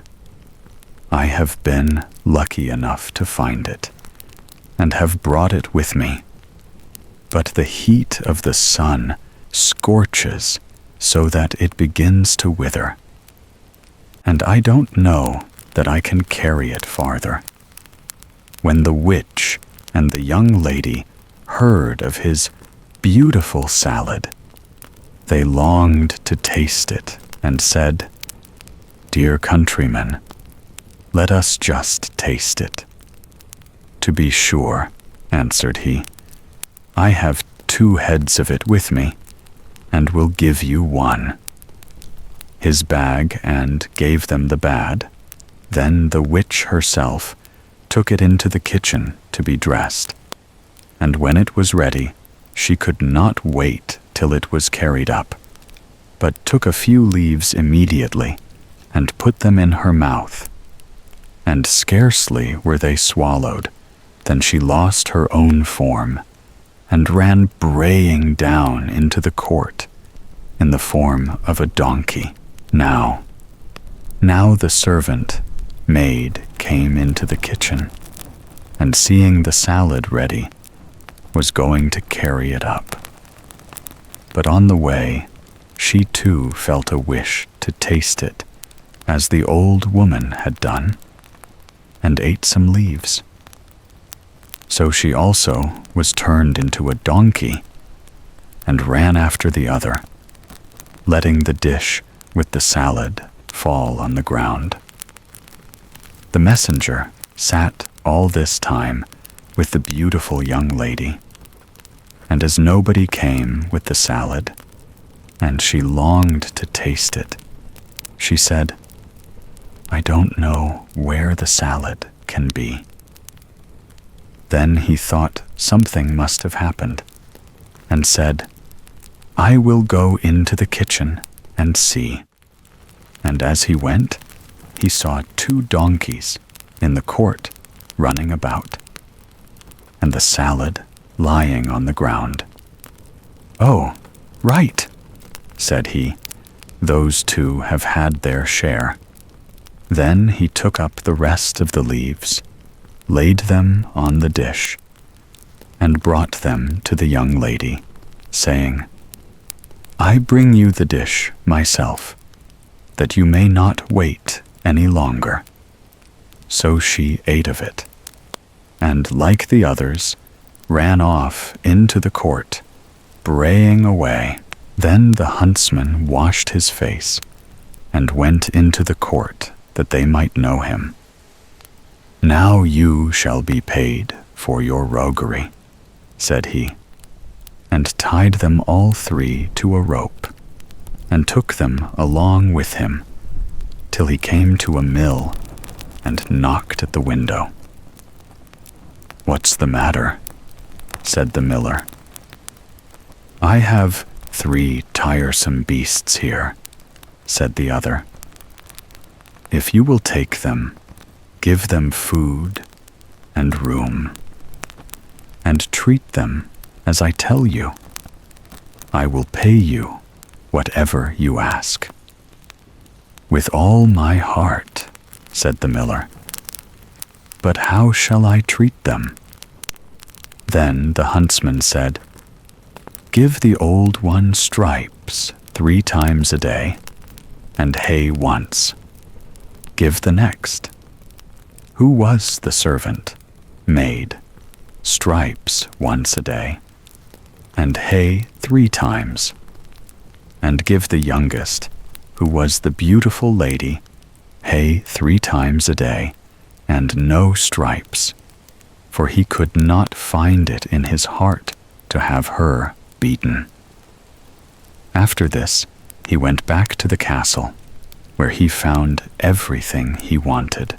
Some days after, the miller came to him and told him that the old donkey was dead, and the other 2, said he, are alive and eat, but are so sorrowful that they cannot last long.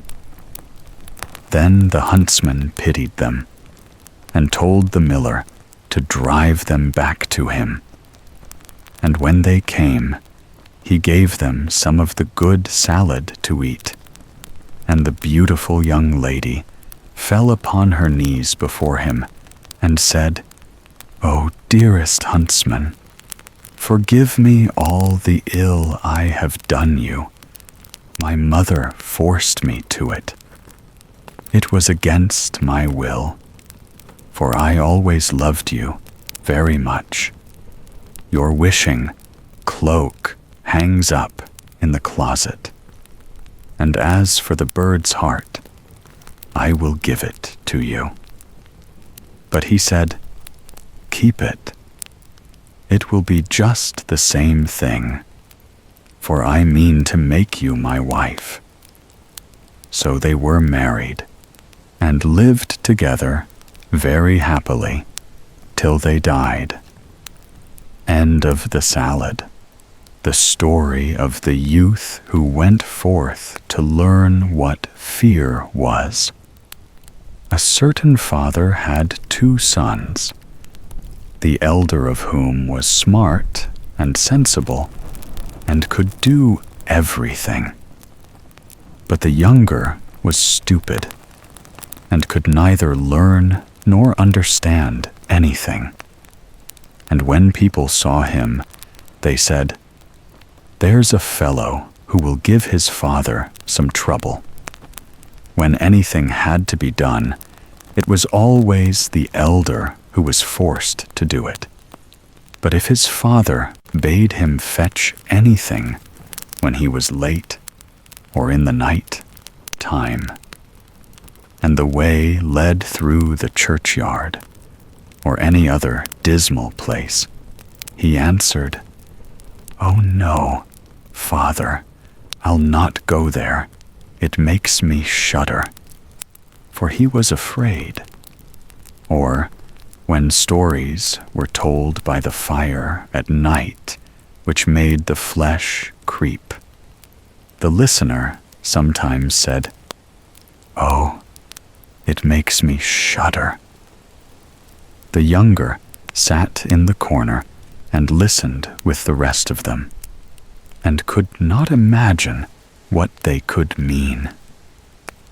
They are always saying, "It makes me shudder. It makes me shudder." "It does not make me shudder," thought he. "That too must be an art of which I understand nothing." Now it came to pass that his father said to him one day, "Hearken to me, you fellow in the corner there. You are growing tall and strong, and you too must learn something by which you can earn your bread. Look how your brother works. but you do not even earn your salt." "Well, father," he replied, "I am quite willing to learn something. Indeed, if it could be but managed, I should like to learn how to shudder. I don't understand that at all yet." The elder brother smiled when he heard that, and thought to himself, "Goodness, what a blockhead that brother of mine is. He will never be good for anything as long as he lives. He who wants to be a sickle must bend himself betimes." The father sighed and answered him, "You shall soon learn what it is to shudder, but you will not earn your bread by that." Soon after this, the sexton came to the house on a visit, and the father bewailed his trouble and told him how his younger son was so backward in every respect that he knew nothing and learnt nothing. "Just think," said he, "when I asked him how he was going to earn his bread, he actually wanted to learn to shudder." "If that be all," replied the sexton, "he can learn that with me. Send him to me, and I will soon polish him." The father was glad to do it, for he thought it will train the boy a little. The sexton, therefore, took him into his house, and he had to ring the church bell. After a day or two, the sexton awoke him at midnight, and bade him arise and go up into the church tower and ring the bell. "You shall soon learn what shuddering is," thought he, and secretly went there before him. And when the boy was at the top of the tower and turned round, and was just going to take hold of the bell rope, he saw a white figure standing on the stairs opposite the sounding hole. "Who is there?" cried he. But the figure made no reply, and did not move or stir. "Give an answer," cried the boy, "or take yourself off. You have no business here at night." The sexton, however, remained standing motionless, that the boy might think he was a ghost. The boy cried a second time, "What do you want here? Speak, if you are an honest fellow, or I will throw you out of the house. The steps." The sexton thought, "He can't mean to be as bad as his words," uttered no sound, and stood as if he were made of stone. Then the boy called to him for the third time, and as that was also to no purpose, he ran against him and pushed the ghost down the stairs, so that it fell down the 10 steps and remained lying there in the corner. Thereupon he rang the bell, went home, and without saying a word, went to bed and fell asleep. The sexton's wife waited a long time for her husband, but he did not come back. At length she became uneasy and wakened the boy and asked, "Do you know where my husband is?" "He climbed up the tower before you did." "No, I don't know," replied the boy. But someone was standing by the sounding hole on the other side of the steps, and as he would neither give an answer nor go away, I took him for a scoundrel and threw him downstairs. Just go there, and you will see if it was he. I should be sorry if it were." The woman ran away and found her husband, who was lying moaning in the corner and had broken his leg. She carried him down, and then, with loud screams, she hastened to the boy's father. "Your boy," cried she, "has been the cause of a great misfortune. He has thrown my husband down the steps so that he broke his leg. Take the good, for nothing fellow out of our house." The father was terrified and ran thither and scolded the boy. "What wicked tricks are these?" said he. "The devil must have put them into your head."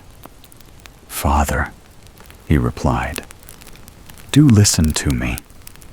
I am quite innocent. He was standing there by night like one intent on doing evil. I did not know who it was, and I entreated him 3 times either to speak or to go away." "Ah," said the father, "I have nothing but unhappiness with you. Go out of my sight. I will see you no more." "Yes, Father, right willingly. Wait only until it is day. Then I will go forth and learn how to shudder, and then I shall, at any rate, understand one art which will support me." "Learn what you will," spoke the father. "It is all the same to me. Here are 50 tailors for you. Take these and go into the wide world and tell no one from whence you come and who is your father, for I have reason to be ashamed of you." "Yes, Father, it shall be as you will." "If you desire nothing more than that, I can easily keep it in mind."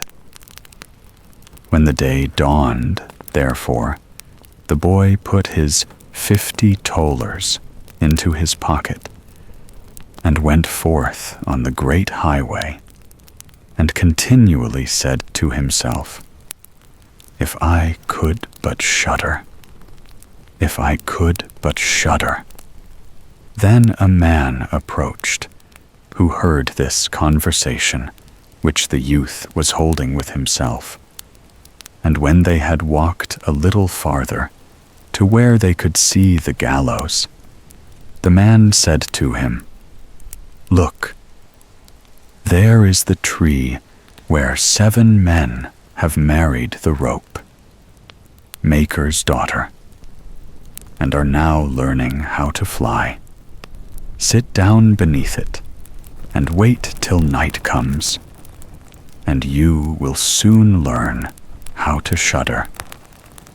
"If that is all that is wanted," answered the youth, "it is easily done. But if I learn how to shudder as fast as that, you shall have my $50. Just come back to me early in the morning."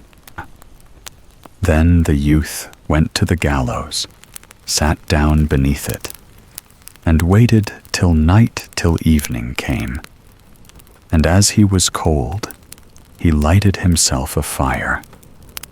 But at midnight, the wind blew so sharply that in spite of his fire, he could not get warm. And as the wind knocked the hanged men against each other, and they moved backwards and forwards, he thought to himself, "If you shiver below by the fire, how those up above must freeze and suffer." And as he felt pity for them, he raised the ladder and climbed up, unbound one of them after the other, and brought down all 7. Then he stoked the fire, blew it, and set them all round it to warm themselves. But they sat there and did not stir, and the fire caught their clothes. So he said, "Take care, or I will hang you up again." The dead men, however, did not hear, but were quite silent, and let their rags go on burning. At this he grew angry, and said, "If you will not take care, I cannot help you. I will not be burnt with you." And he hung them up again, each in his turn. Then he sat down by his fire and fell asleep. And the next morning the man came to him and wanted to have the $50, and said, "Well, do you know how to shut her?" "No," answered he. "How should I know? Those fellows up there did not open their mouths, and were so stupid that they let the few old rags which they had on their bodies get burnt." Then the man saw that he could not get the $50 that day, and went away, saying, "Such a youth has never come my way before." The youth likewise went his way, and once more began to mutter to himself, "Ah, if I could but shudder! Ah, if I could but shudder!" A wagoner, who was striding behind him, heard this, and asked, "Who are you?" "I don't know," answered the youth. Then the wagoner asked, "From whence do you come?" "I know not." "Who is your father?" "That I may not tell you." "What is it that you are always muttering between your teeth?" "Ah," replied the youth, "I do so wish I could shudder, but no one can teach me how." "Enough of your foolish chatter," said the wagoner. "Come, go with me. I will see about a place for you." The youth went with the wagoner, and in the evening they arrived at an inn where they wished to pass the night. Then, at the entrance of the parlor, the youth again said quite loudly, "If I could but shudder! If I could but shudder!" The host, who heard this, laughed and said, "If that is your desire, there ought to be a good opportunity for you here." "Ah, be silent," said the hostess. "So many prying persons have already lost their lives. It would be a pity and a shame if such beautiful eyes as these should never see the daylight again." But the youth said, "However difficult it may be, I will learn it. For this purpose indeed have I journeyed forth." He let the host have no rest until the latter told him that not far from thence stood a haunted castle, where anyone could very easily learn what shuddering was, if he would but watch in it for 3 nights. The king had promised that he who would venture should have his daughter to wife, and she was the most beautiful maiden the sun shone on. Likewise, in the castle lay great treasures, which were guarded by evil spirits, and these treasures would then be found, and would make a poor man rich enough. Already many men had gone into the castle, but as yet none had come out again.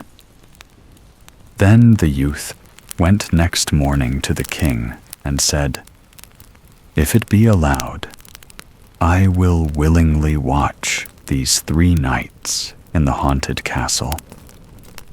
The king looked at him, and as the youth pleased him, he said, "You may ask for 3 things to take into the castle with you, but they must be things without life." Then he answered, "Then I ask for a fire, a turning lathe, and a cutting board with the knife, saw." The king had these things carried into the castle for him during the day. When the night was drawing near, the youth went up and made himself a bright fire in one of the rooms, placing the cutting board and knife beside it, and seated himself by the turning lathe. "Ah, if I could but shudder," said he, "but I shall not learn it here either." Towards midnight, he was about to poke his fire, and as he was blowing it, something cried suddenly from one corner, "Oh, meow, how cold we are!" "You fools," cried he, "what are you crying about? If you are cold, come and take a seat by the fire and warm yourselves." And when he had said that, 2 great black cats came with one tremendous leap, and sat down on each side of him, and looked savagely at him with their fiery eyes. After a short time, when they had warmed themselves, they said, "Murad, shall we have a game of cards?" "Why not?" he replied. "But just show me your paws." Then they stretched out their claws. "Oh," said he, "what long nails you have! Wait, wait, I must first cut them for you." Thereupon he seized them by the throats, put them on the cutting board, and screwed their feet fast. "I have looked at your fingers," said he, "and my fancy for card playing has gone." And he struck them dead and threw them out into the water. But when he had made away with these 2, and was about to sit down again by his fire, out from every hole and corner came black cats and black dogs with red-hot chains. And more of them came until he could no longer move, and they yelled horribly, and got on his fire, pulled it to pieces, and tried to put it out. He watched them for a while quietly, but at last, when they were going too far, he seized his cutting knife and cried, "Away with you, vermin!" and began to cut them down. Some of them ran away. The others he killed and threw out into the fish pond. When he came back, he fanned the embers of his fire again, and warmed himself, and as he thus sat, his eyes would keep open no longer, and he felt a desired sleep. Then he looked round and saw a great bed in the corner. "That is the very thing for me," said he, and got into it. When he was just going to shut his eyes, however, the bed began to move of its own accord and went over the whole of the castle. "That's right," said he, "but go faster." Then the bed rolled on, as if 6 horses were harnessed to it, up and down, over thresholds and stairs. But suddenly, hop, hop, it turned over, upside down, and lay on him like a mountain. But he threw quilts and pillows up into the air, got out and said, "Now anyone who likes may drive," and lay down by his fire and slept till it was day. In the morning, the king came, and when he saw him lying there on the ground, he thought the evil spirits had killed him, and he was dead. Then said he, "After all, it is a pity for so handsome a man." The youth heard it, got up, and said, "It has not come to that yet."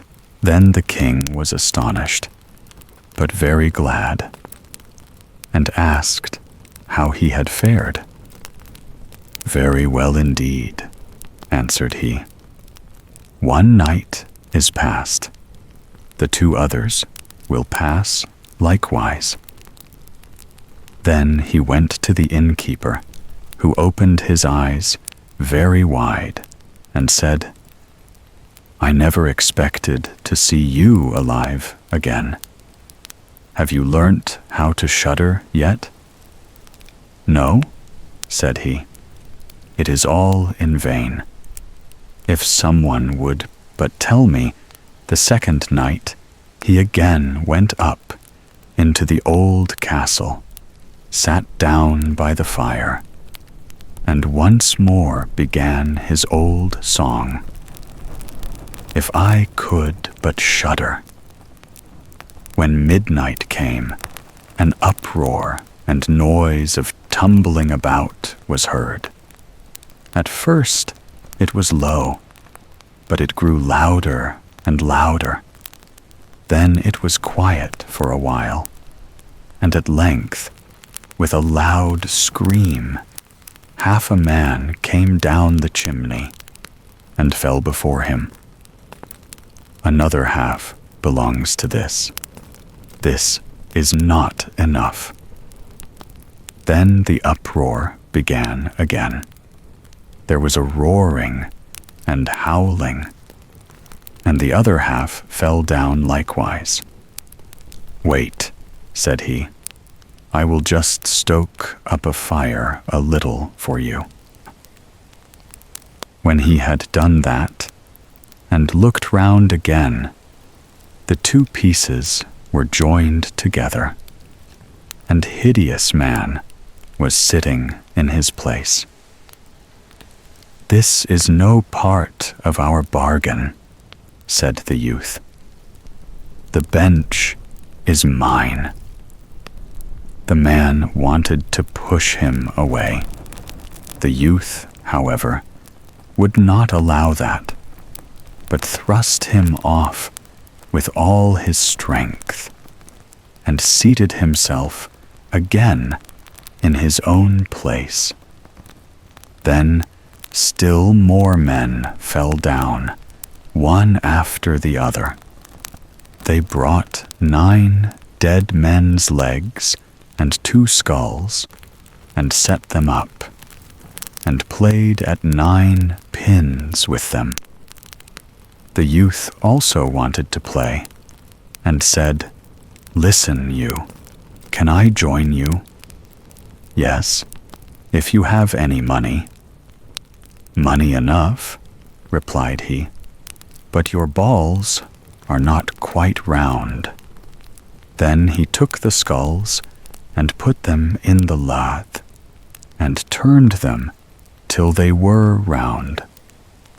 "There now, they will roll better," said he. "Hurrah! Now we'll have fun." He played with them and lost some of his money. But when it struck 12, everything vanished from his sight. He lay down and quietly fell asleep. Next morning, the king came to inquire after him. "How has it fared with you this time?" asked he.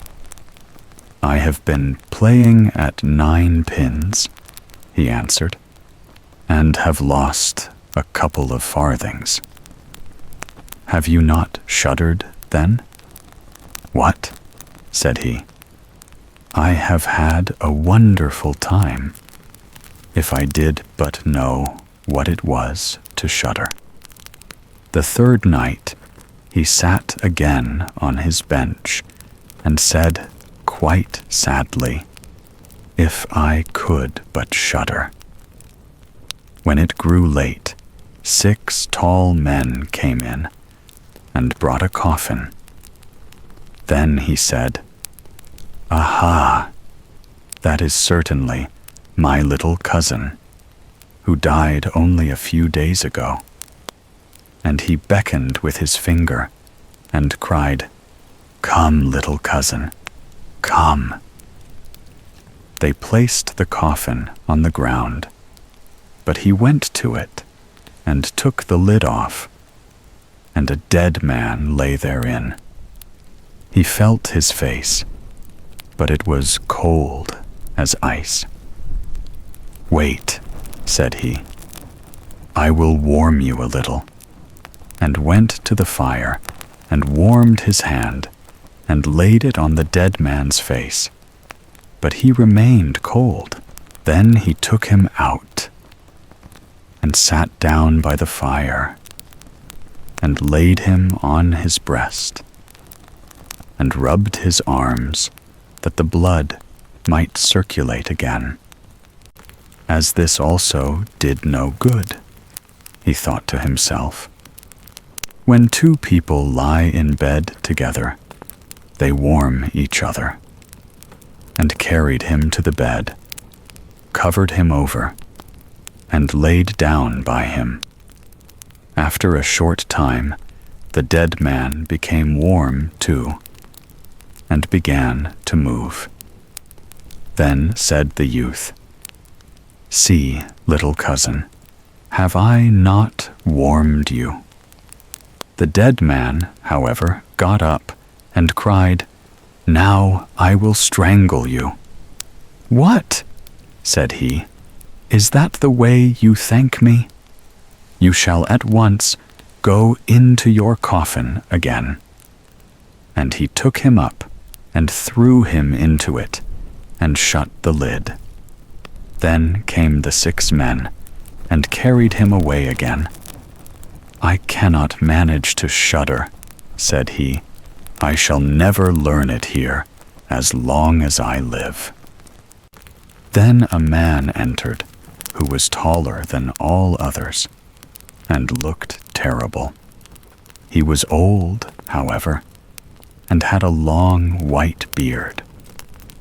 "You rat," cried he, "you shall soon learn what it is to shudder, for you shall die." "Not so fast," replied the youth. "If I am to die, I shall have to have a say in it." "I will soon seize you," said the fiend. "Softly, softly, softly. Do not talk so big. I am as strong as you are, and perhaps even stronger." "We shall see," said the old man. "If you are stronger, I will let go. Come, we will try." Then he led him by dark passages to a smith's forge, took an axe, and with one blow struck an anvil into the ground. "I can do better than that," said the youth, and went to the other anvil. The old man placed himself near and wanted to look on, and his white beard hung down. Then the youth seized the axe, split the anvil with one blow, and in it caught the old man's beard. "Now I have you," said the youth. "Now it is your turn to die." Then he seized an iron bar and beat the old man till he moaned, and entreated him to stop, when he would give him great riches. The youth drew out the axe and let him go. The old man led him back into the castle, and in a cellar showed him 3 chests full of gold. "Of these," said he, "one part is for the poor, the other for the king, the third yours." In the meantime, it struck 12, and the spirit disappeared, so that the youth stood in darkness. "I shall still be able to find my way out," said he, and felt about, found the way into the room, and slept there by his fire. Next morning, the king came and said, "Now you must have learnt what shuddering is." "No," he answered. "What can it be?" "My dead cousin was here, and a bearded man came and showed me a great deal of money down below. But no one told me what it was to shudder."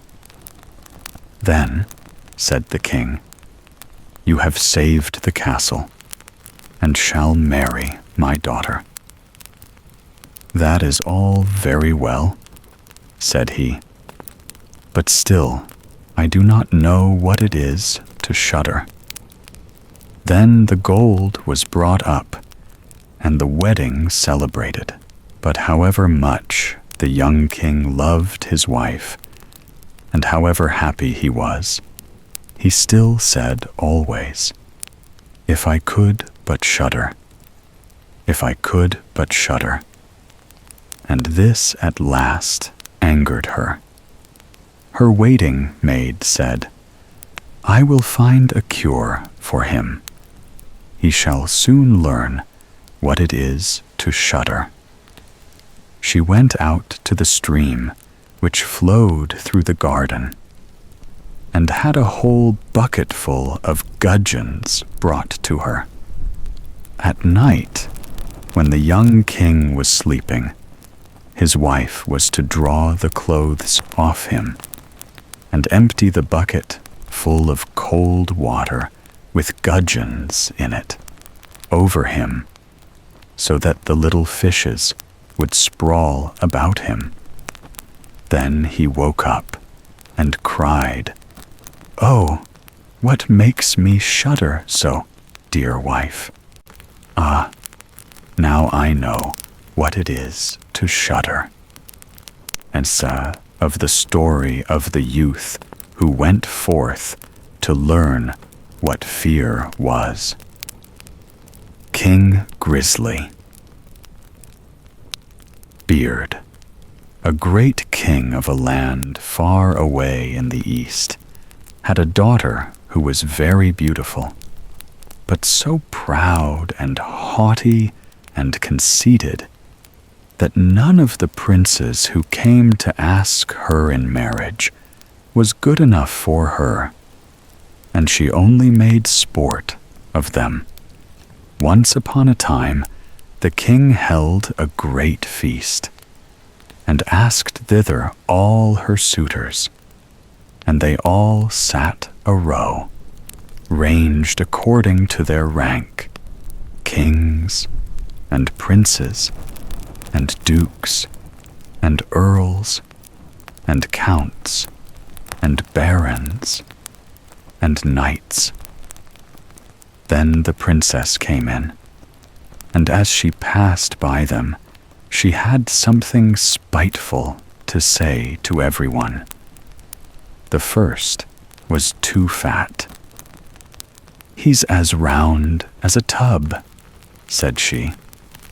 The next was too tall. "What a maypole," said she. The next was too short.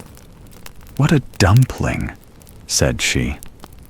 The fourth was too pale, and she called him Wallface. The fifth was too red, so she called him Coxcomb.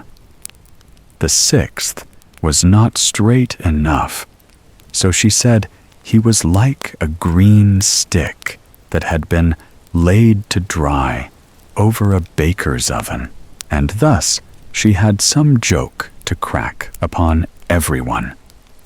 But she laughed more than all at a good king who was there. "Look at him," said she. "His beard is like an old mop. He shall be called GRISLY-BEARD." So the king got the nickname of GRISLY-BEARD. But the old king was very angry when he saw how his daughter behaved, and how she ill-treated all his guests. And he vowed that, willing or unwilling, she should marry the first man, be he prince or beggar, that came to the door. 2 days after, there came by a traveling fiddler, who began to play under the window and beg alms. And when the king heard him, he said, "Let him come in." So they brought in a dirty-looking fellow, and when he had sung before the king and the princess, he begged a boon. Then the king said, "You have sung so well that I will give you my daughter for your wife." The princess begged and prayed, but the king said, "I have sworn to give you to the first comer, and I will keep my word." So words and tears were of no avail. The parson was sent for, and she was married to the fiddler. When this was over, the king said, "Now, get ready to go. You must not stay here. You must travel on with your husband." Then the fiddler went his way, took her with him, and they soon came to a great wood, where, "Pray," said she, "whose is this wood?" "It belongs to King GRISLY-BEARD," answered he. "Hadst thou taken him, all had been thine." "Ah, unlucky wretch that I am," sighed she. "Would that I had married King GRISLY-BEARD." Next they came to some fine meadows. "Whose are these beautiful green meadows?" said she. "They belong to King GRISLY-BEARD. Hadst thou taken him, they had all been thine." "Ah, unlucky wretch that I am," said she. "Would that I had married King GRISLY-BEARD." Then they came to a great city. "Whose is this noble city?" said she. "It belongs to King GRISLY-BEARD. Hast thou taken him? It had all been thine." "Ah, wretch that I am," sighed she. "Why did I not marry King GRISLY-BEARD? That is no business of mine. said the fiddler. "Why should you wish for another husband? Am not I good enough for you?" At last they came to a small cottage. "What a paltry place," said she. "To whom does this little dirty hole belong?" Then the fiddler said, "That is your and my house, where we are to live." "Where are your servants?" cried she. What do we want with servants?" said he. "You must do for yourself whatever is to be done. Now make the fire, and put on water, and cook my supper, for I am very tired." But the princess knew nothing of making fires and cooking, and the fiddler was forced to help her. When they had eaten a very scanty meal, they went to bed, but the fiddler called her up very early in the morning to clean the house. Thus they lived for 2 days. And when they had eaten up all there was in the cottage, the man said, "Wife, we can't go on thus, spending money and earning nothing. You must learn to weave baskets." Then he went out and cut willows, and brought them home, and she began to weave, but it made her fingers very sore. "I see this work won't do," said he. "Try and spin. Perhaps you will do that better." So she sat down and tried to spin, but the threads cut her tender fingers till the blood ran. "See now," said the fiddler, "you are good for nothing. You can do no work. What a bargain I have got. However, I'll try to set up a trade in pots and pans, and you shall stand in the market and sell them."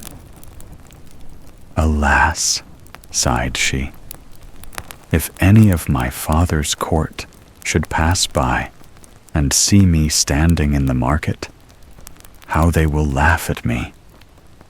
But her husband did not care for that, and said she must work if she did not wish to die of hunger.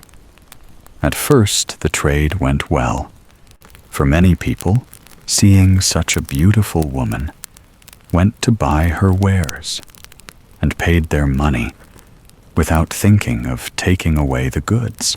They lived on this as long as it lasted, and then her husband bought a fresh lot of ware, and she sat herself down with it in the corner of the market. But a drunken soldier soon came by, and rode his horse against her stall, and broke all her goods into 1,000 pieces. Then she began to cry, and knew not what to do. "What will become of me?" said she. "What will my husband say?" So she ran home and told him all. "Who would have thought you would have been so silly?" said he. "Has to put an earthenware stall in the corner of the market where everybody passes. But let us have no more crying. I see you are not fit for this sort of work. So I have been to the king's palace and asked if they did not want a kitchen made, and they say they will take you, and there you will have plenty to eat." Thus the princess became a kitchen maid, and helped the cook to do all the dirtiest work. But she was allowed to carry home some of the meat that was left, and on this they lived. She had not been there long before she heard that the king's eldest son was passing by, going to be married. And she went to one of the windows and looked out. Everything was ready. All the pomp and brightness of the court was there.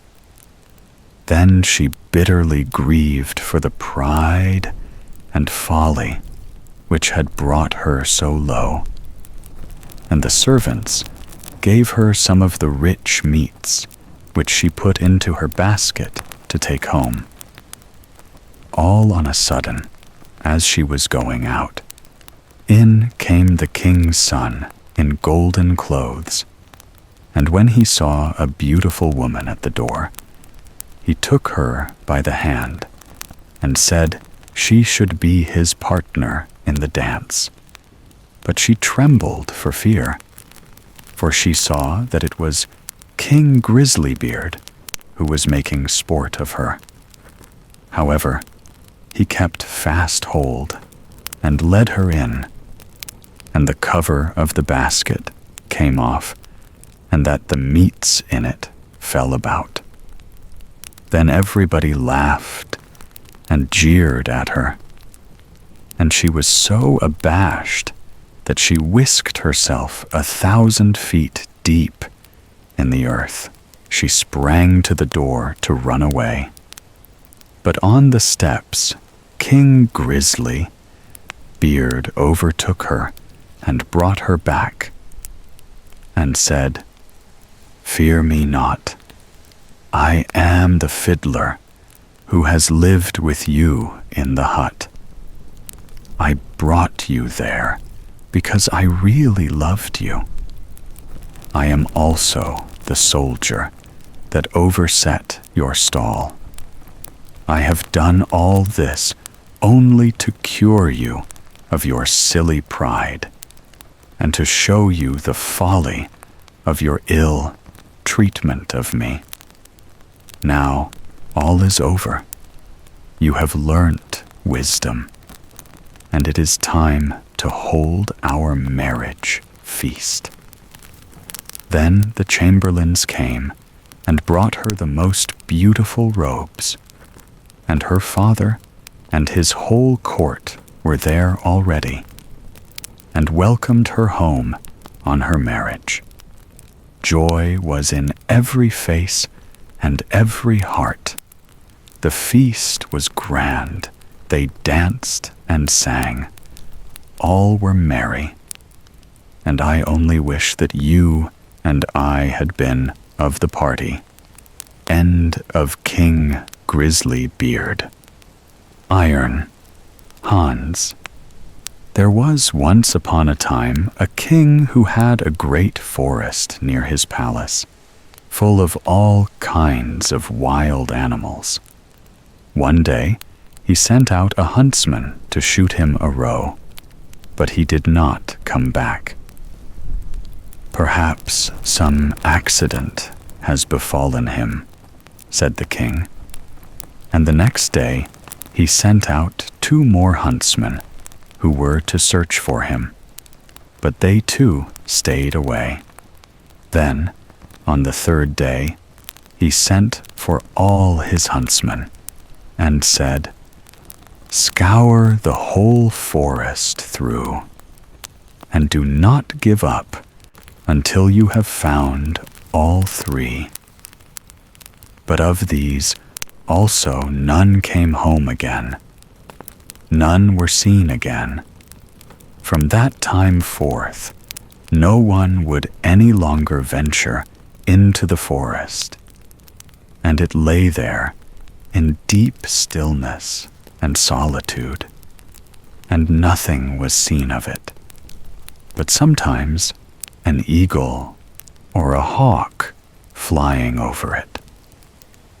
This lasted for many years, when an unknown huntsman announced himself to the king as seeking a situation, and offered to go into the dangerous forest. The king, however, would not give his consent, and said "It is not safe in there. I fear it would fare with you no better than with the others, and you would never come out again." The huntsman replied, "Lord, I will venture at my own risk. Of fear I know nothing." The huntsman therefore betook himself with his dog to the forest. It was not long before the dog fell in with some game on the way and wanted to pursue it. But hardly had the dog run 2 steps when it stood before a deep pool, could go no farther, and a naked arm stretched itself out of the water, seized it, and drew it under. When the huntsman saw that, he went back and fetched 3 men to come with buckets and bail out the water. When they could see to the bottom, there lay a wild man, whose body was brown like rusty iron, and whose hair hung over his face down to his knees. They bound him with cords and led him away to the castle. There was great astonishment over the wild man. The king, however, had him put in an iron cage in his courtyard, and forbade the door to be opened on pain of death. And the queen herself was to take the key into her keeping. And from this time forth, everyone could again go into the forest with safety. The king had a son of 8 years, who was once playing in the courtyard, and while he was playing, his golden ball fell into the cage. The boy ran thither and said, "Give me my ball out, not till you have opened the door for me." Answered the man. "No," said the boy, "I will not do that. The king has forbidden it," and ran away. The next day he again went and asked for his ball. The wild man said, "Open my door." But the boy would not. On the 3rd day, the king had ridden out hunting, and the boy went once more and said, "I cannot open the door even if I wished, for I have not the key." Then the wild man said, "It lies under your mother's pillow. You can get it there." The boy, who wanted to have his ball back, cast all thought to the winds and brought the key. The door opened with difficulty, and the boy pinched his finger. When it was open, the wild man stepped out, gave him the golden ball, and hurried away. The boy had become afraid. He called and cried after him, "O wild man, do not go away, or I shall be beaten." The wild man turned back, took him up, sat him on his shoulder, and went with hasty steps into the forest. When the king came home, he observed the empty cage, and asked the queen how that had happened. She knew nothing about it, and sought the key, but it was gone. She called the boy, but no one answered. The king sent out people to seek for him in the fields, but they did not find him. Then he could easily guess what had happened, and much grief reigned in the royal court. When the wild man had once more reached the dark forest, he took the boy down from his shoulder and said to him, "You will never see your father and mother again. But I will keep you with me, for you have set me free, and I have compassion on you. If you do all I bid you, you shall fare well. Of treasure and gold have I enough, and more than anyone in the world. He made a bed of moss for the boy on which he slept, and the next morning the man took him to a well and said, "Behold, the gold well is as bright and clear as crystal. You shall sit beside it and take care that nothing falls into it, or it will be polluted. I will come every evening to see if you have obeyed my order." The boy placed himself by the brink of the well, and often saw a golden fish or a golden snake show itself therein, and took care that nothing fell in. As he was thus sitting, his finger hurt him so violently that he involuntarily put it in the water. He drew it quickly out again, but saw that it was quite gilded, and whatsoever pains he took to wash the gold off again, all was to no purpose. In the evening, I and Hans came back, looked at the boy, and said, "What has happened to the well?" "Nothing, nothing," he answered, and held his finger behind his back, that the man might not see it. But he said, "You have dipped your finger into the water.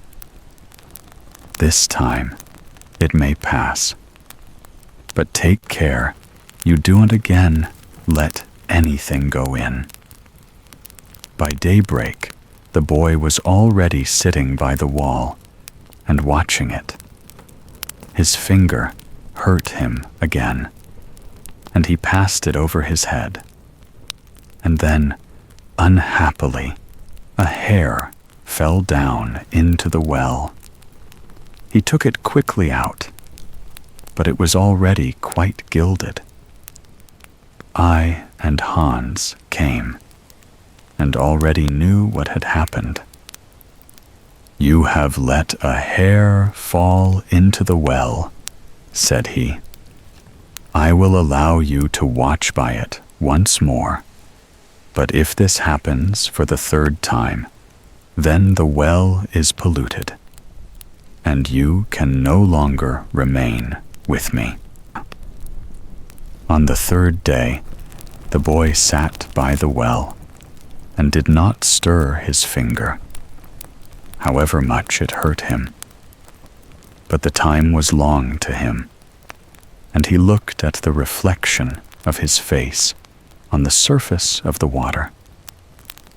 And as he still bent down more and more while he was doing so, and trying to look straight into the eyes, his long hair fell down from his shoulders into the water. He raised himself up quickly, but the whole of the hair of his head was already golden and shone like the sun. You can imagine how terrified the poor boy was. He took his pocket handkerchief and tied it round his head, in order that the man might not see it. When he came, he already knew everything, and said, "Take the handkerchief off." Then the golden hair streamed forth, and let the boy excuse himself as he might. It was of no use. You have not stood the trial, and can stay here no longer. Go forth into the world. There you will learn what poverty is But as you have not a bad heart, and as I mean well by you, there is one thing I will grant you. If you fall into any difficulty, come to the forest and cry, 'Iron Hans,' and then I will come and help you. My power is great, greater than you think, and I have gold and silver in abundance." Then the king's son left the forest and walked by beaten and unbeaten paths ever onwards, until at length he reached a great city. There he looked for work, but could find none, and he learnt nothing by which he could help himself. At length he went to the palace and asked if they would take him in. The people about court did not at all know what use they could make of him, but they liked him and told him to stay. At length the cook took him into his service and said he might carry wood and water and break the cinders together. Once, when it so happened that no one else was at hand, the cook ordered him to carry the food to the royal table. But as he did not like to let his golden hair be seen, he kept his little cap on. Such a thing as that had never yet come under the king's notice. And he said, "When you come to the royal table, you must take your hat off." He answered, "Ah, Lord, I cannot. I have a bad sore place on my head." Then the king had the cook called before him and scolded him, and asked how he could take such a boy as that into his service, and that he was to send him away at once. The cook, however, had pity on him, and exchanged him for the gardener's boy. And now the boy had to plant and water the garden, hoe and dig, and bear the wind and bad weather. Once in summer, when he was working alone in the garden, the day was so warm that he took his little cap off, that the air might cool him. As the sun shone on his hair, it glittered and flashed, so that the rays fell into the bedroom of the king's daughter. And up she sprang to see what that could be.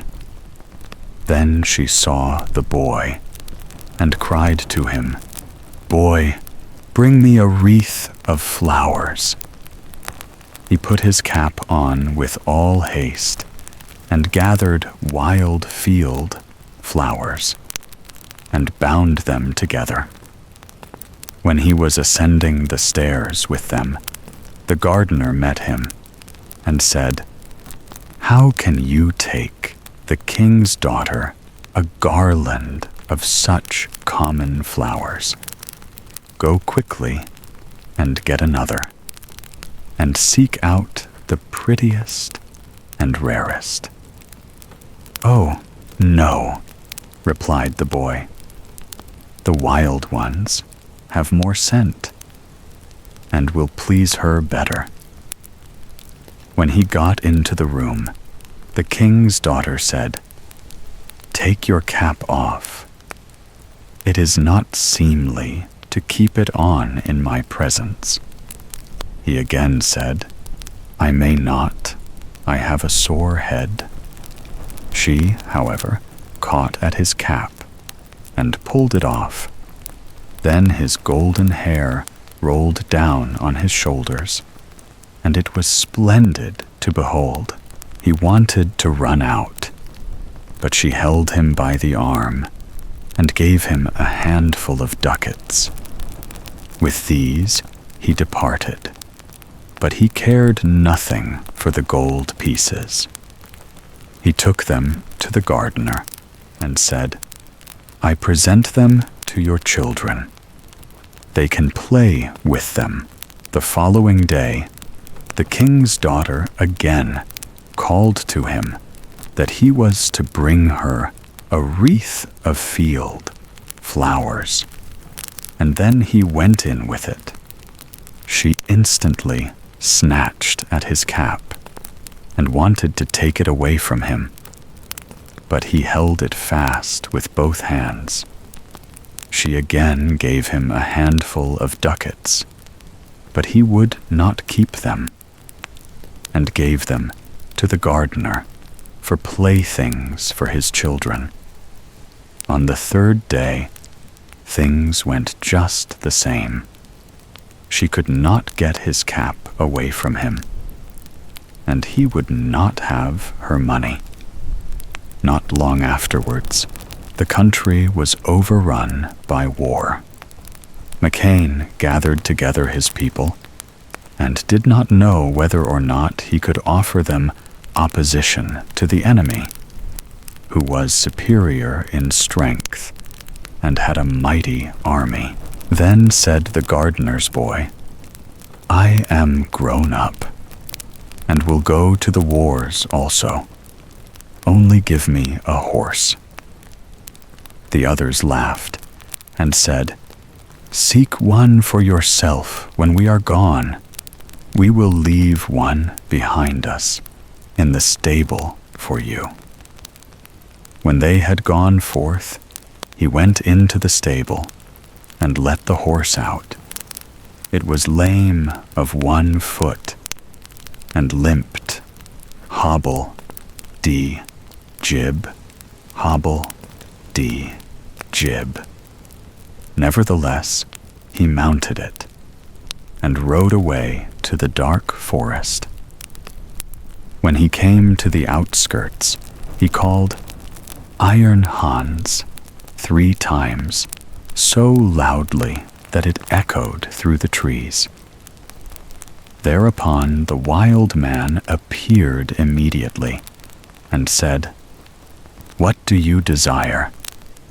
"I want a strong steed, for I am going to the wars." "That you shall have, and still more than you ask for."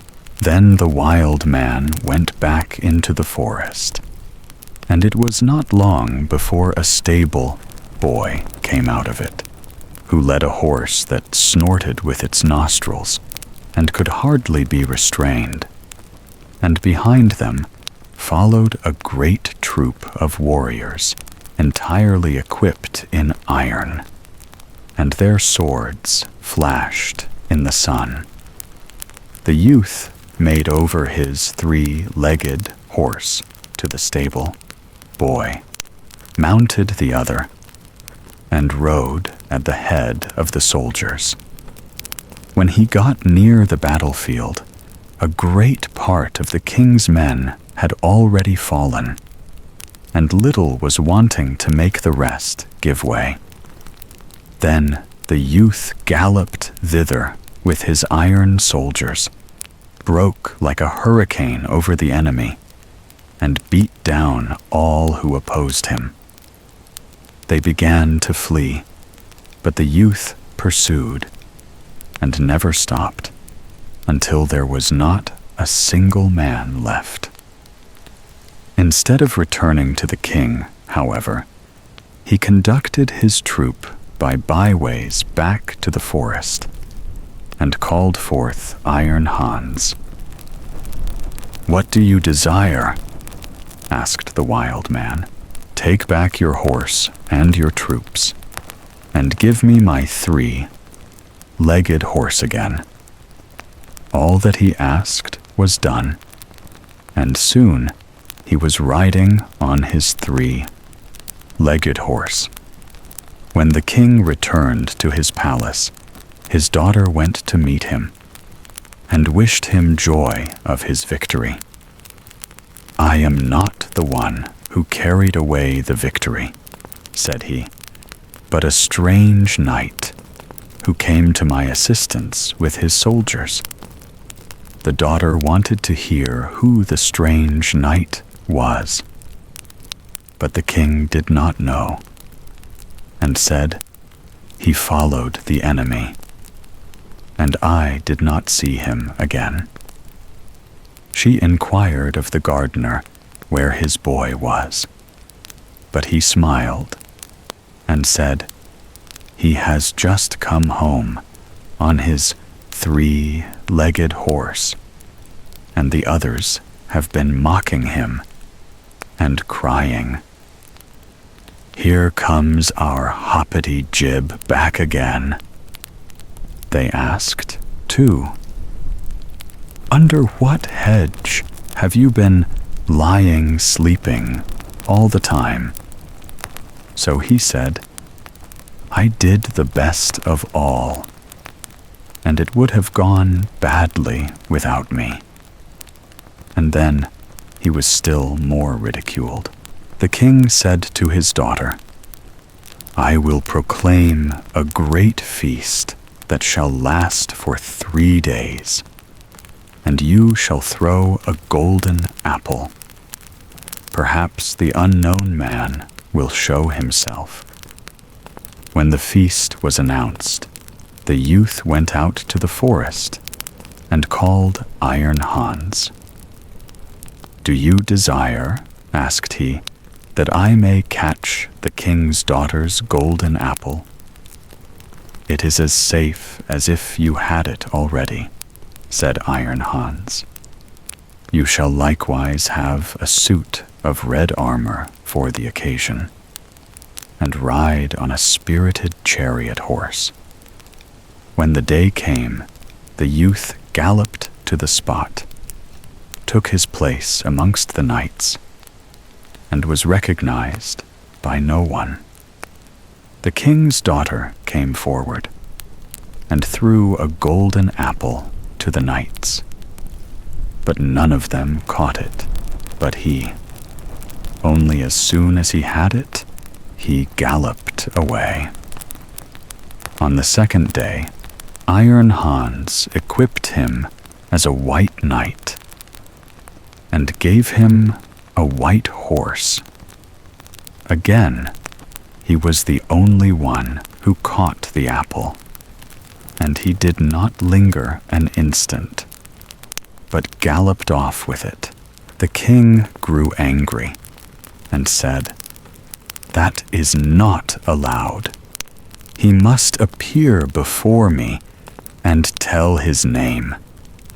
He gave the order that if the knight who caught the apple should go away again, they should pursue him, and if he would not come back willingly, they would cut him down and stab him. On the third day, he received from Iron Hans a suit of black armor and a black horse, and again he caught the apple. But when he was riding off with it, the king's attendants pursued him, and one of them got so near him that he wounded the youth's leg with the point of his sword. The youth nevertheless escaped from them, but his horse leaped so violently that the helmet fell from the youth's head, and they could see that he had golden hair. They rode back and announced this to the king. The following day, the king's daughter asked the gardener about his boy. "He is at work in the garden. The queer creature has been at the festival too, and only came home yesterday evening. He has likewise shown my children 3 golden apples, which he has won." The king had him summoned into his presence, and he came and again had his little cap on his head. But the king's daughter went up to him and took it off, and then his golden hair fell down over his shoulders, and he was so handsome that all were amazed. "Are you the knight who came every day to the festival, always in different colors? And who caught the 3 golden apples?" asked the king. "Yes," answered he, "and here the apples are." And he took them out of his pocket and returned them to the king. If you desire further proof, you may see the wound which your people gave me when they followed me. But I am likewise the knight who helped you to your victory over your enemies. If you can perform such deeds as that, you are no gardener's boy. Tell me, who is your father?" "My father is a mighty king, and gold have I in plenty, as great as I require." "I well see," said the king, "that I owe my thanks to you. Can I do anything to please you?" "Yes," answered he, "that indeed you can. Give me your daughter to wife." The maiden laughed and said, "He does not stand much on ceremony, but I have already seen by his golden hair that he was no gardener's boy." And then she went and kissed him. His father and mother came to the wedding and were in great delight, for they had given up all hope of ever seeing their dear son again. And as they were sitting at the marriage feast, the music suddenly stopped, the doors opened, and a stately king came in with a great retinue. He went up to the youth, embraced him, and said, "I am Iron Hans, and was by enchantment a wild man, but you have set me free. All the treasures which I possess shall be your property." End of Iron Hans. Catskin. There was once a king whose queen had hair of the purest gold, and was so beautiful that her match was not to be met with on the whole face of the earth. But this beautiful queen fell ill, and when she felt that her end drew near, she called the king to her and said, "Promise me that you will never marry again, unless you meet with a wife who is as beautiful as I am, and who has golden hair like mine." Then, when the king in his grief promised all she asked, she shut her eyes and died. But the king was not to be comforted, and for a long time never thought of taking another wife. At last, however, his wise men said, "This will not do. The king must marry again, that we may have a queen." So messengers were sent far and wide to seek for a bride as beautiful as the late queen. But there was no princess in the world so beautiful. And if there had been, still there was not one to be found who had golden hair. So the messengers came home and had all their trouble for nothing. Now the king had a daughter who was just as beautiful as her mother and had the same golden hair. And when she was grown up, the king looked at her and saw that she was just like this late queen. Then he said to his courtiers, "May I not marry my daughter? She is the very image of my dead wife. Unless I have her, I shall not find any bride upon the whole earth. And you say There must be a queen. When the courtiers heard this, they were shocked and said, "Heaven forbid that a father should his daughter. Out of so great a sin, no good can come." And his daughter was also shocked, but hoped the king would soon give up such thoughts.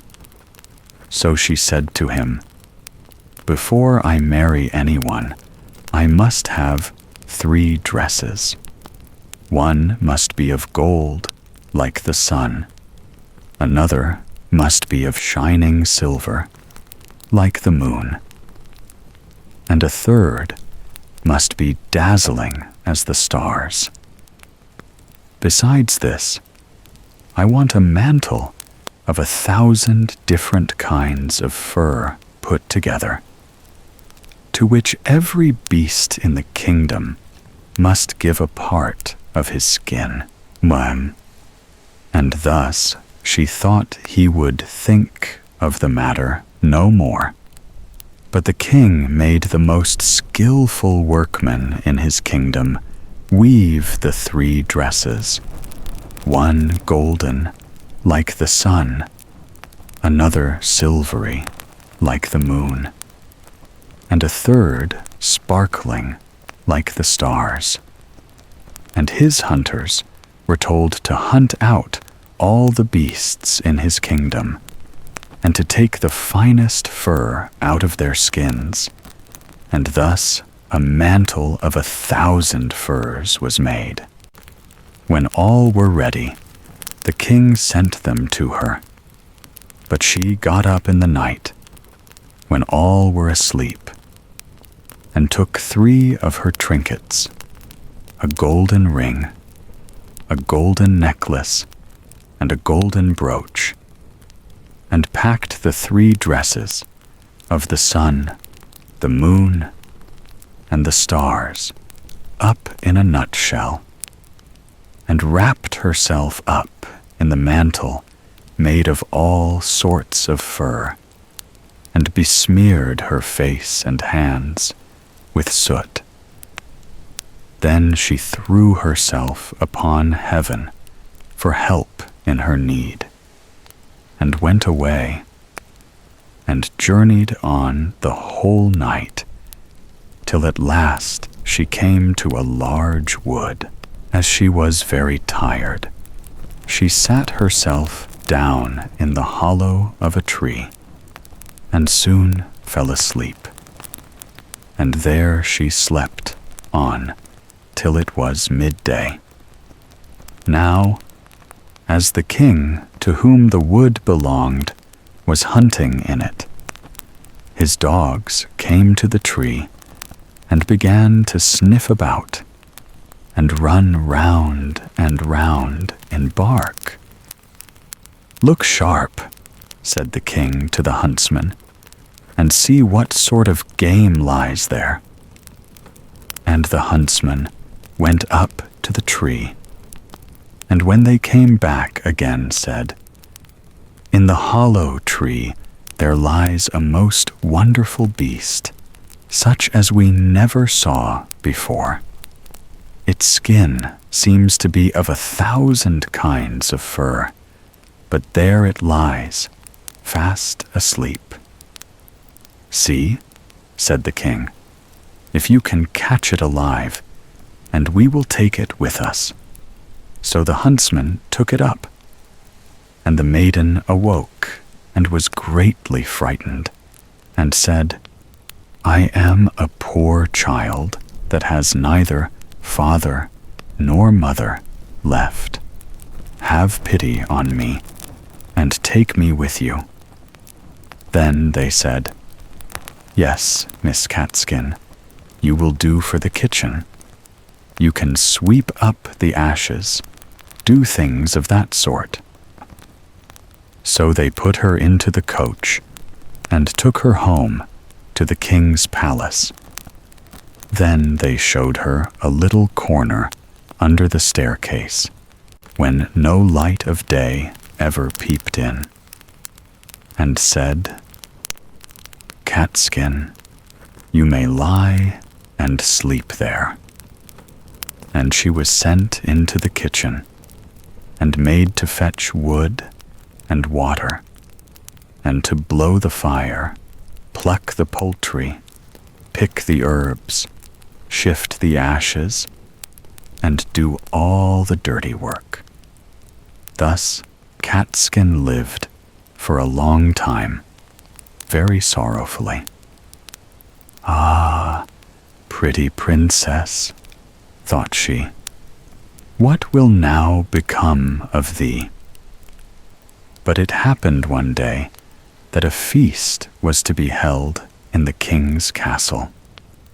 So she said to the cook, "May I go up a little while and see what is going on? I will take care and stand behind the door." And the cook said, "Yes, you may go, but be back again in half an hour's time to rake up the ashes." Then she took her little lamp and went into her cabin and took off the fur skin and washed the soot from off her face and hands, so that her beauty shone forth like the sun from behind the clouds. She next opened her nutshell and brought out of it the dress that shone like the sun, and so went to the feast. Everyone made way for her, for nobody knew her, and they thought she could be no less than a king's daughter. But the king came up to her and held out his hand and danced with her. And he thought in his heart, "I never saw anyone half so beautiful." When the dance was at an end, she curtsied, and when the king looked round for her, she was gone. No one knew whither. The guards that stood at the castle gate were called in, but they had seen no one. The truth was that she had run into her little cabin, pulled off her dress, blackened her face and hands, put on the fur-skin cloak, and was Catskin again when she went into the kitchen to her work and began to rake the ashes. The cook said, "Let that alone till the morning, and heat the king's soup. I should like to run up now and give a peep. But take care you don't let a hair fall into it, or you will run a chance of never eating again." As soon as the cook went away, Catskin heated the king's soup and toasted a slice of bread first, as nicely as ever she could, and when it was ready, she went and looked in the cabin for her little golden ring and put it into the dish in which the soup was.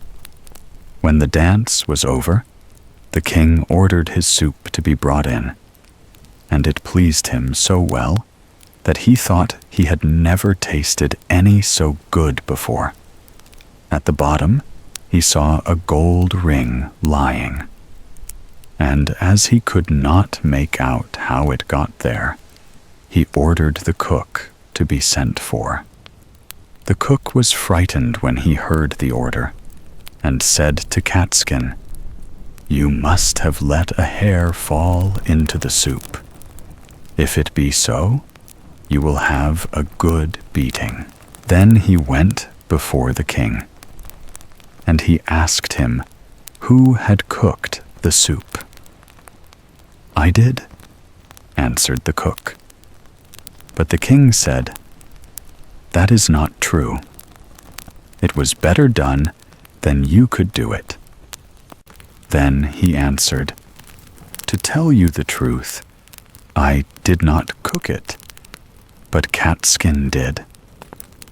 "Then let Catskin come up," said the king.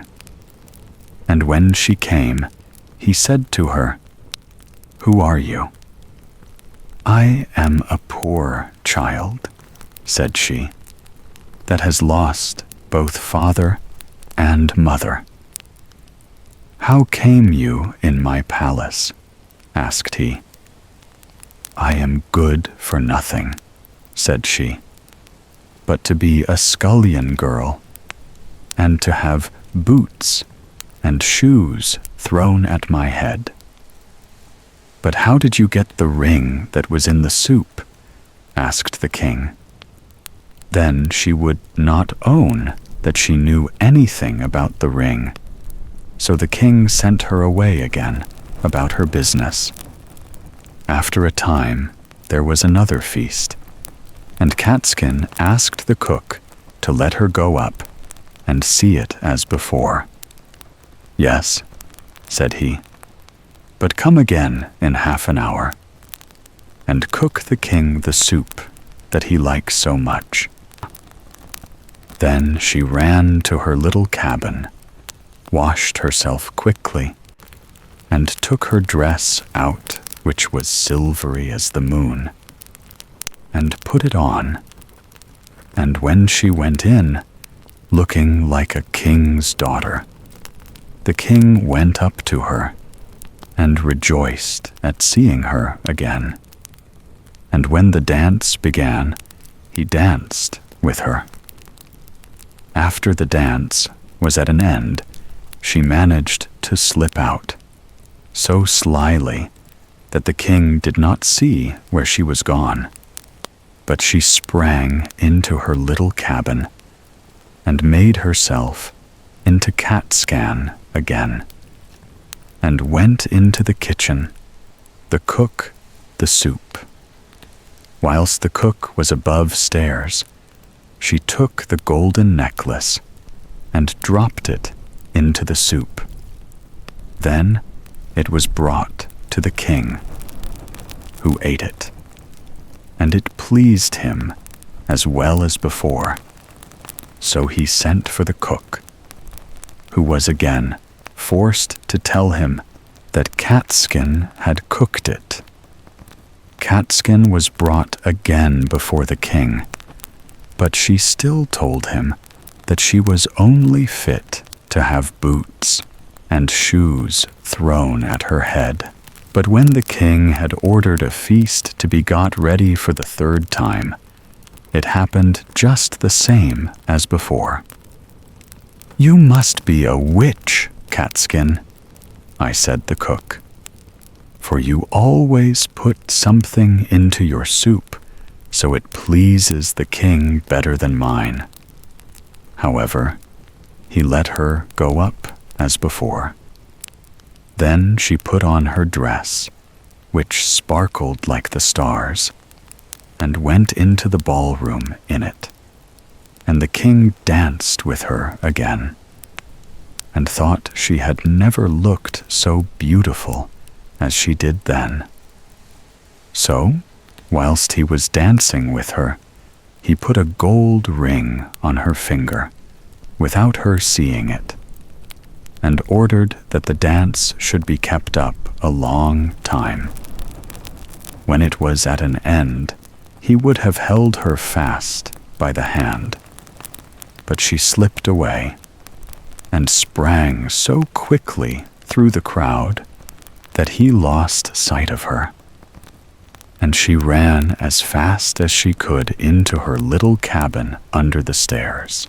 But this time she kept away too long, and stayed beyond the half hour, so she had not time to take off her fine dress, and threw her firm mantle over it, and in her haste did not blacken herself all over with soot, but left one of her fingers white de sore.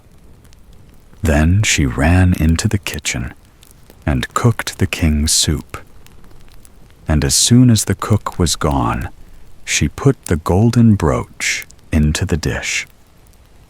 When the king got to the bottom, he ordered Catskin to be called once more, and soon saw the white finger and the ring that he had put on it whilst they were dancing.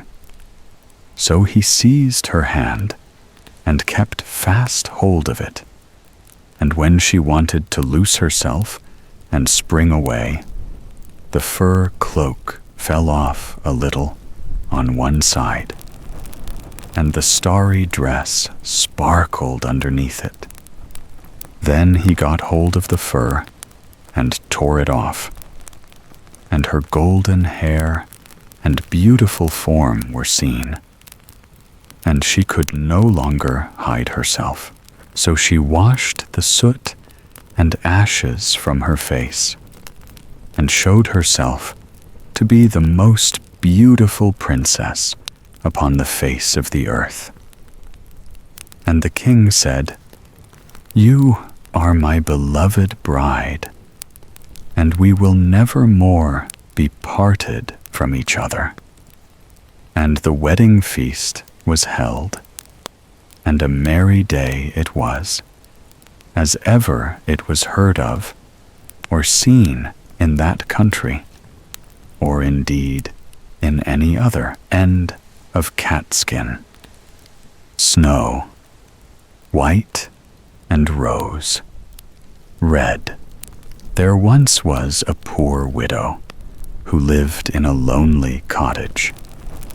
In front of the cottage was a garden, wherein stood 2 rose trees, one of which bore white, and the other red roses. She had 2 children, who were like the 2 rose trees, and one was called Snow White, and the other Rose Red. They were good and happy, as busy and cheerful as ever 2 children in the world were. Only Snow White was more quiet and gentle than Rose Red. Rose Red liked better to run about in the meadows and fields, seeking flowers and catching butterflies. But Snow White sat at home with her mother and helped her with her housework, or read to her when there was nothing to do. The 2 children were so fond of each other that they always held each other by the hand when they went out together. And when Snow White said, "We will not leave each other," Rose Red answered, "Never, so long as we live." And their mother would add, "What one has she must share with the other." They often ran about the forest alone and gathered red berries, and no beasts did them any harm, but came close to them trustfully. The little hare would eat a cabbage leaf out of their hands, the roe grazed by their side, the stag leaped merrily by them, and the birds sat still upon the boughs and sang whatever they knew. No mishap overtook them. If they had stayed too late in the forest and night came on, they laid themselves down near one another upon the moss and slept until morning came. And their mother knew this and did not worry on their account. Once, when they had spent the night in the wood and the dawn had roused them, they saw a beautiful child in a shining white dress sitting near their bed. He got up and looked quite kindly at them, but said nothing, and went into the forest. And when they looked round, they found that they had been sleeping quite close to a precipice, and would certainly have fallen into it in the darkness if they had gone only a few paces further. And their mother told them that it must have been the angel who watches over good children. Snow White and Rose Red kept their mother's little cottage so neat that it was a pleasure to look inside it. In the summer, Rose Red took care of the house, and every morning laid a wreath of flowers by her mother's bed before she awoke, in which was a rose from each tree. In the winter, Snow White lit the fire and hung the kettle on the hob. The kettle was of brass and shone like gold, so brightly was it lit. In the evening, when the snowflakes fell, the mother said, "Go, Snow White, and bolt the door." And then they sat round the hearth, and the mother took her spectacles and read aloud out of a large book. And the two girls listened as they sat and spun, and close by them lay a lamb upon the floor. And behind them, upon a perch, sat a white dove, with its head hidden beneath its wings. One evening, as they were thus sitting comfortably together, someone knocked at the door, as if he wished to be let in. The mother said, "Quick, Rose Red, open the door. It must be a traveler who is seeking shelter." Rose Red went and pushed back the bolt, thinking that it was a poor man. But it was not. It was a bear that stretched his broad black head within the door. Rose Red screamed and sprang back. The lamb bleated, the dove fluttered, and Snow White hid herself behind her mother's bed. But the bear began to speak and said, "Do not be afraid. I will do you no harm. I am half frozen and only want to warm myself a little beside you." "Poor bear," said the mother, "lie down by the fire. Only take care that you do not burn your coat." Then she cried, "Snow White, Rose Red, come out. The bear will do you no harm. He means well." So they both came out, and by, the lamb and dove came nearer, and were not afraid of him. The bear said, "Here, children, knock the snow out of my coat a little." So they brought the broom and swept the bear's hide clean, and he stretched himself by the fire and growled contentedly and comfortably. It was not long before they grew quite at home and played tricks with their clumsy guest. They tugged his hair with their hands, put their feet upon his back, and rolled him about. Or they took a hazel switch and beat him. And when he growled, they laughed. But the bear took it all in good part. Only when they were too rough, he called out, "Leave me alive, children. Snow White, Rose Red, will you beat your wooer dead?" When it was bedtime and the others went to bed, the mother said to the bear, "You can lie there by the hearth, and then you will be safe from the cold and the bad weather." As soon as day dawned, the two children let him out, and he trotted across the snow into the forest. Henceforth, the bear came every evening at the same time, laid himself down by the hearth and let the children amuse themselves with him as much as they liked. And they got so used to him that the doors were never fastened until their black friend had arrived.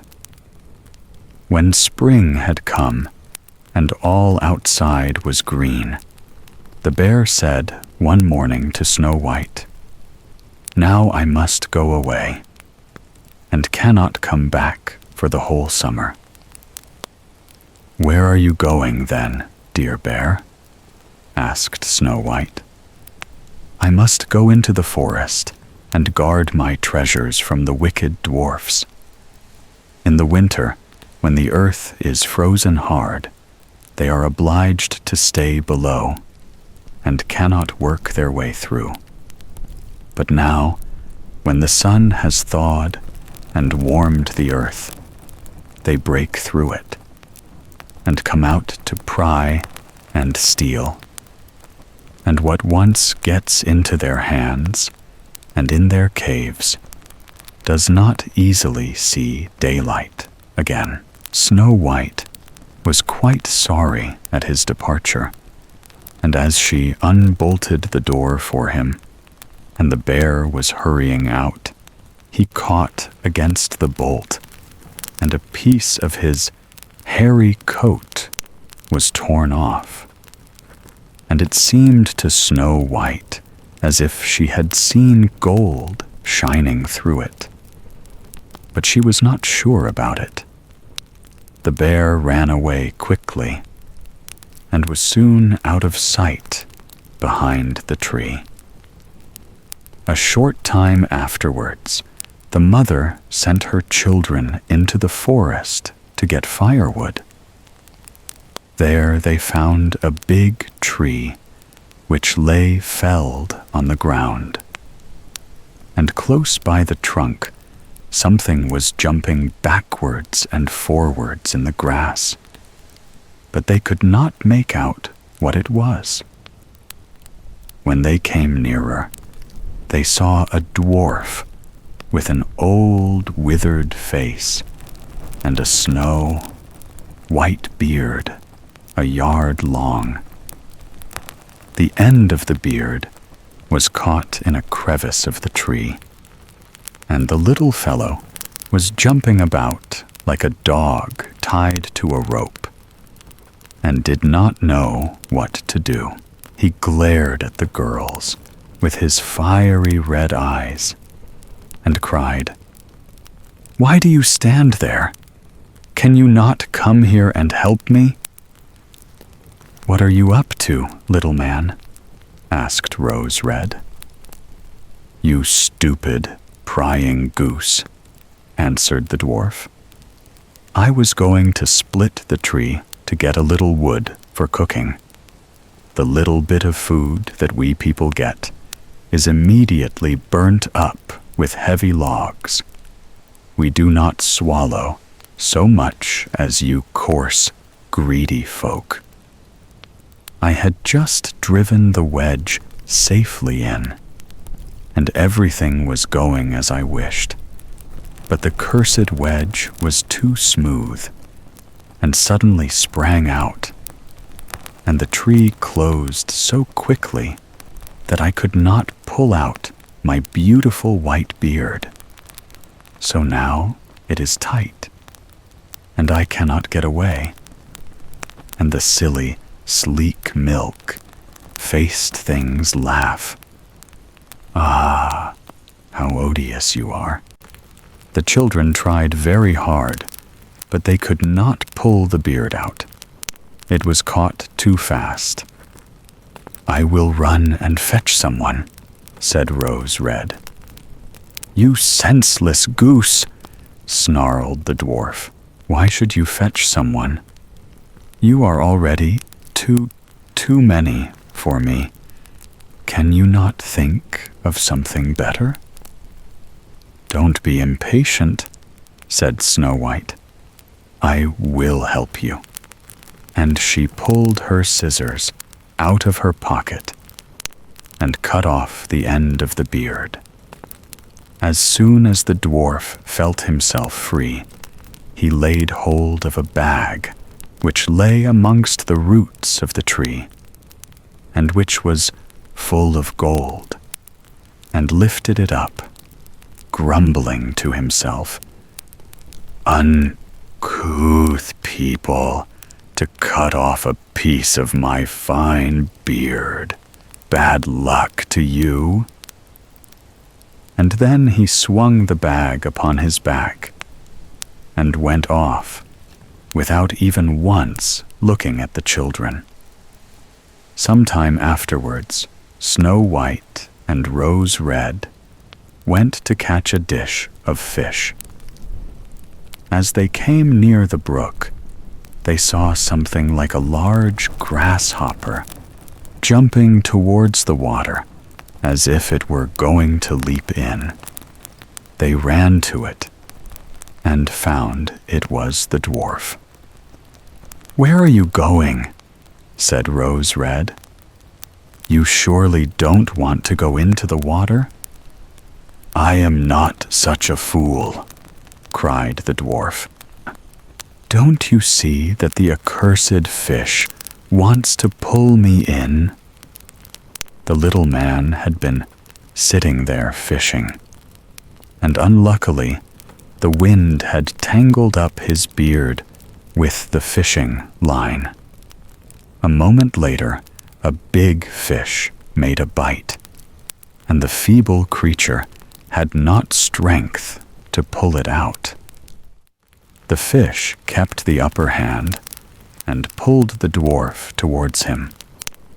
He held on to all the reeds and rushes, but it was of little good, for he was forced to follow the movements of the fish and was in urgent danger of being dragged into the water. The girls came just in time. They held him fast and tried to free his beard from the line, but all in vain. Beard and line were entangled fast together. There was nothing to do but to bring out the scissors and cut the beard, whereby a small part of it was lost. When the dwarf saw that, he screamed out, "Is that civil, you toadstool, to disfigure a man's face? Was it not enough to clip off the end of my beard? Now you have cut off the best part of it. I cannot let myself be seen by my people. I wish you had been made to run the soles off your shoes." Then he took out a sack of pearls, which lay in the rushes, and without another word, he dragged it away and disappeared behind a stone. It happened that soon afterwards, the mother sent the two children to the town to buy needles and thread and laces and ribbons. The road led them across a heath, upon which huge pieces of rock lay strewn about. There they noticed a large bird hovering in the air, flying slowly round and round above them. It sank lower and lower, and at last settled near a rock not far away. Immediately they heard a loud, piteous cry. They ran up and saw with horror that the eagle had seized their old acquaintance, the dwarf, and was going to carry him off.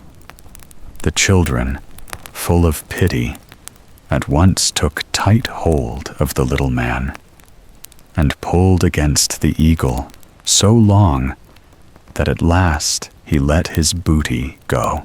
As soon as the dwarf had recovered from his first fright, he cried with his shrill voice, "Could you not have done it more carefully? You dragged at my brown coat so that it is all torn and full of holes, you clumsy creatures." Then he took up a sack full of precious stones and slipped away again under the rock into his hole. The girls, who by this time were used to his ingratitude, went on their way and did their business in town.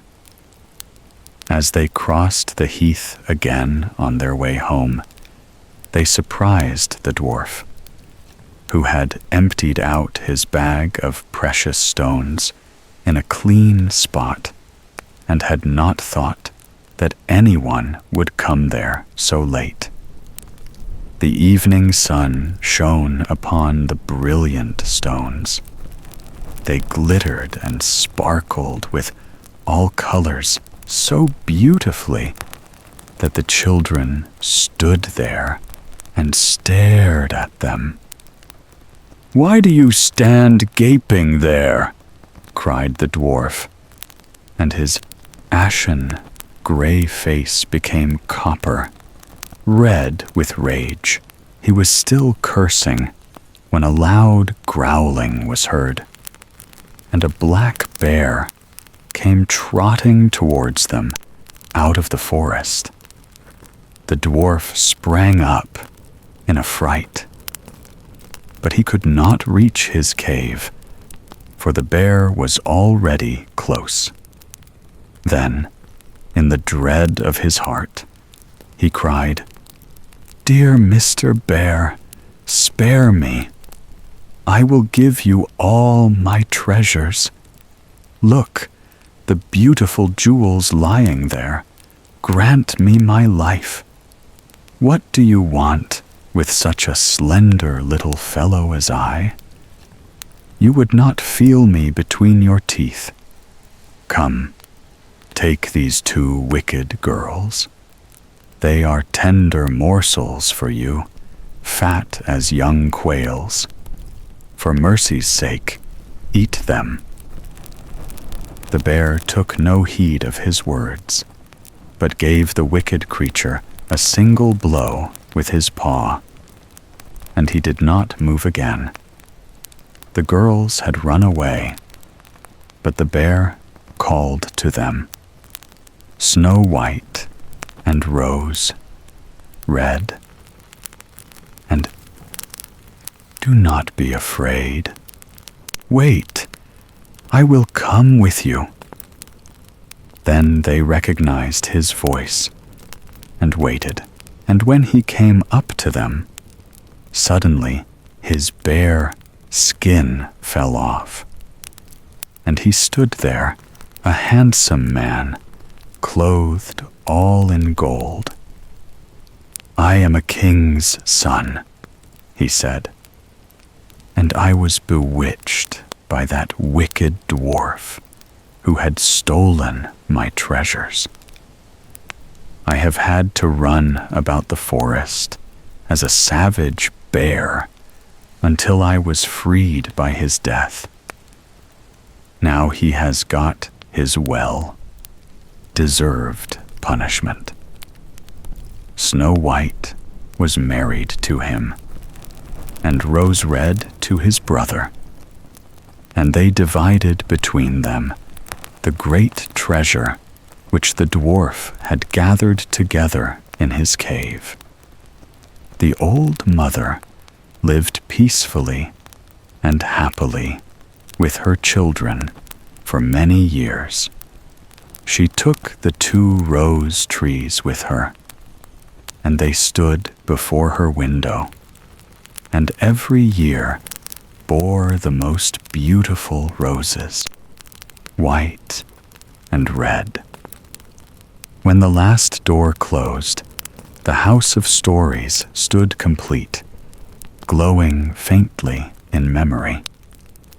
Inside each dreamer remained treasures taken from its rooms: a candle's glow, a mirror's truth, a pebble's song, a bird's wing, a window's promise.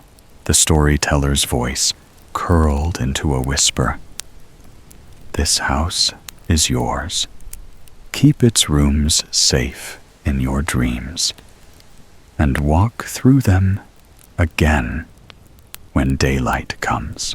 Sleep embraced the listeners gently, carrying them deeper than words, and outside, the moon rested against the roof of the world, watching until morning opened the sky.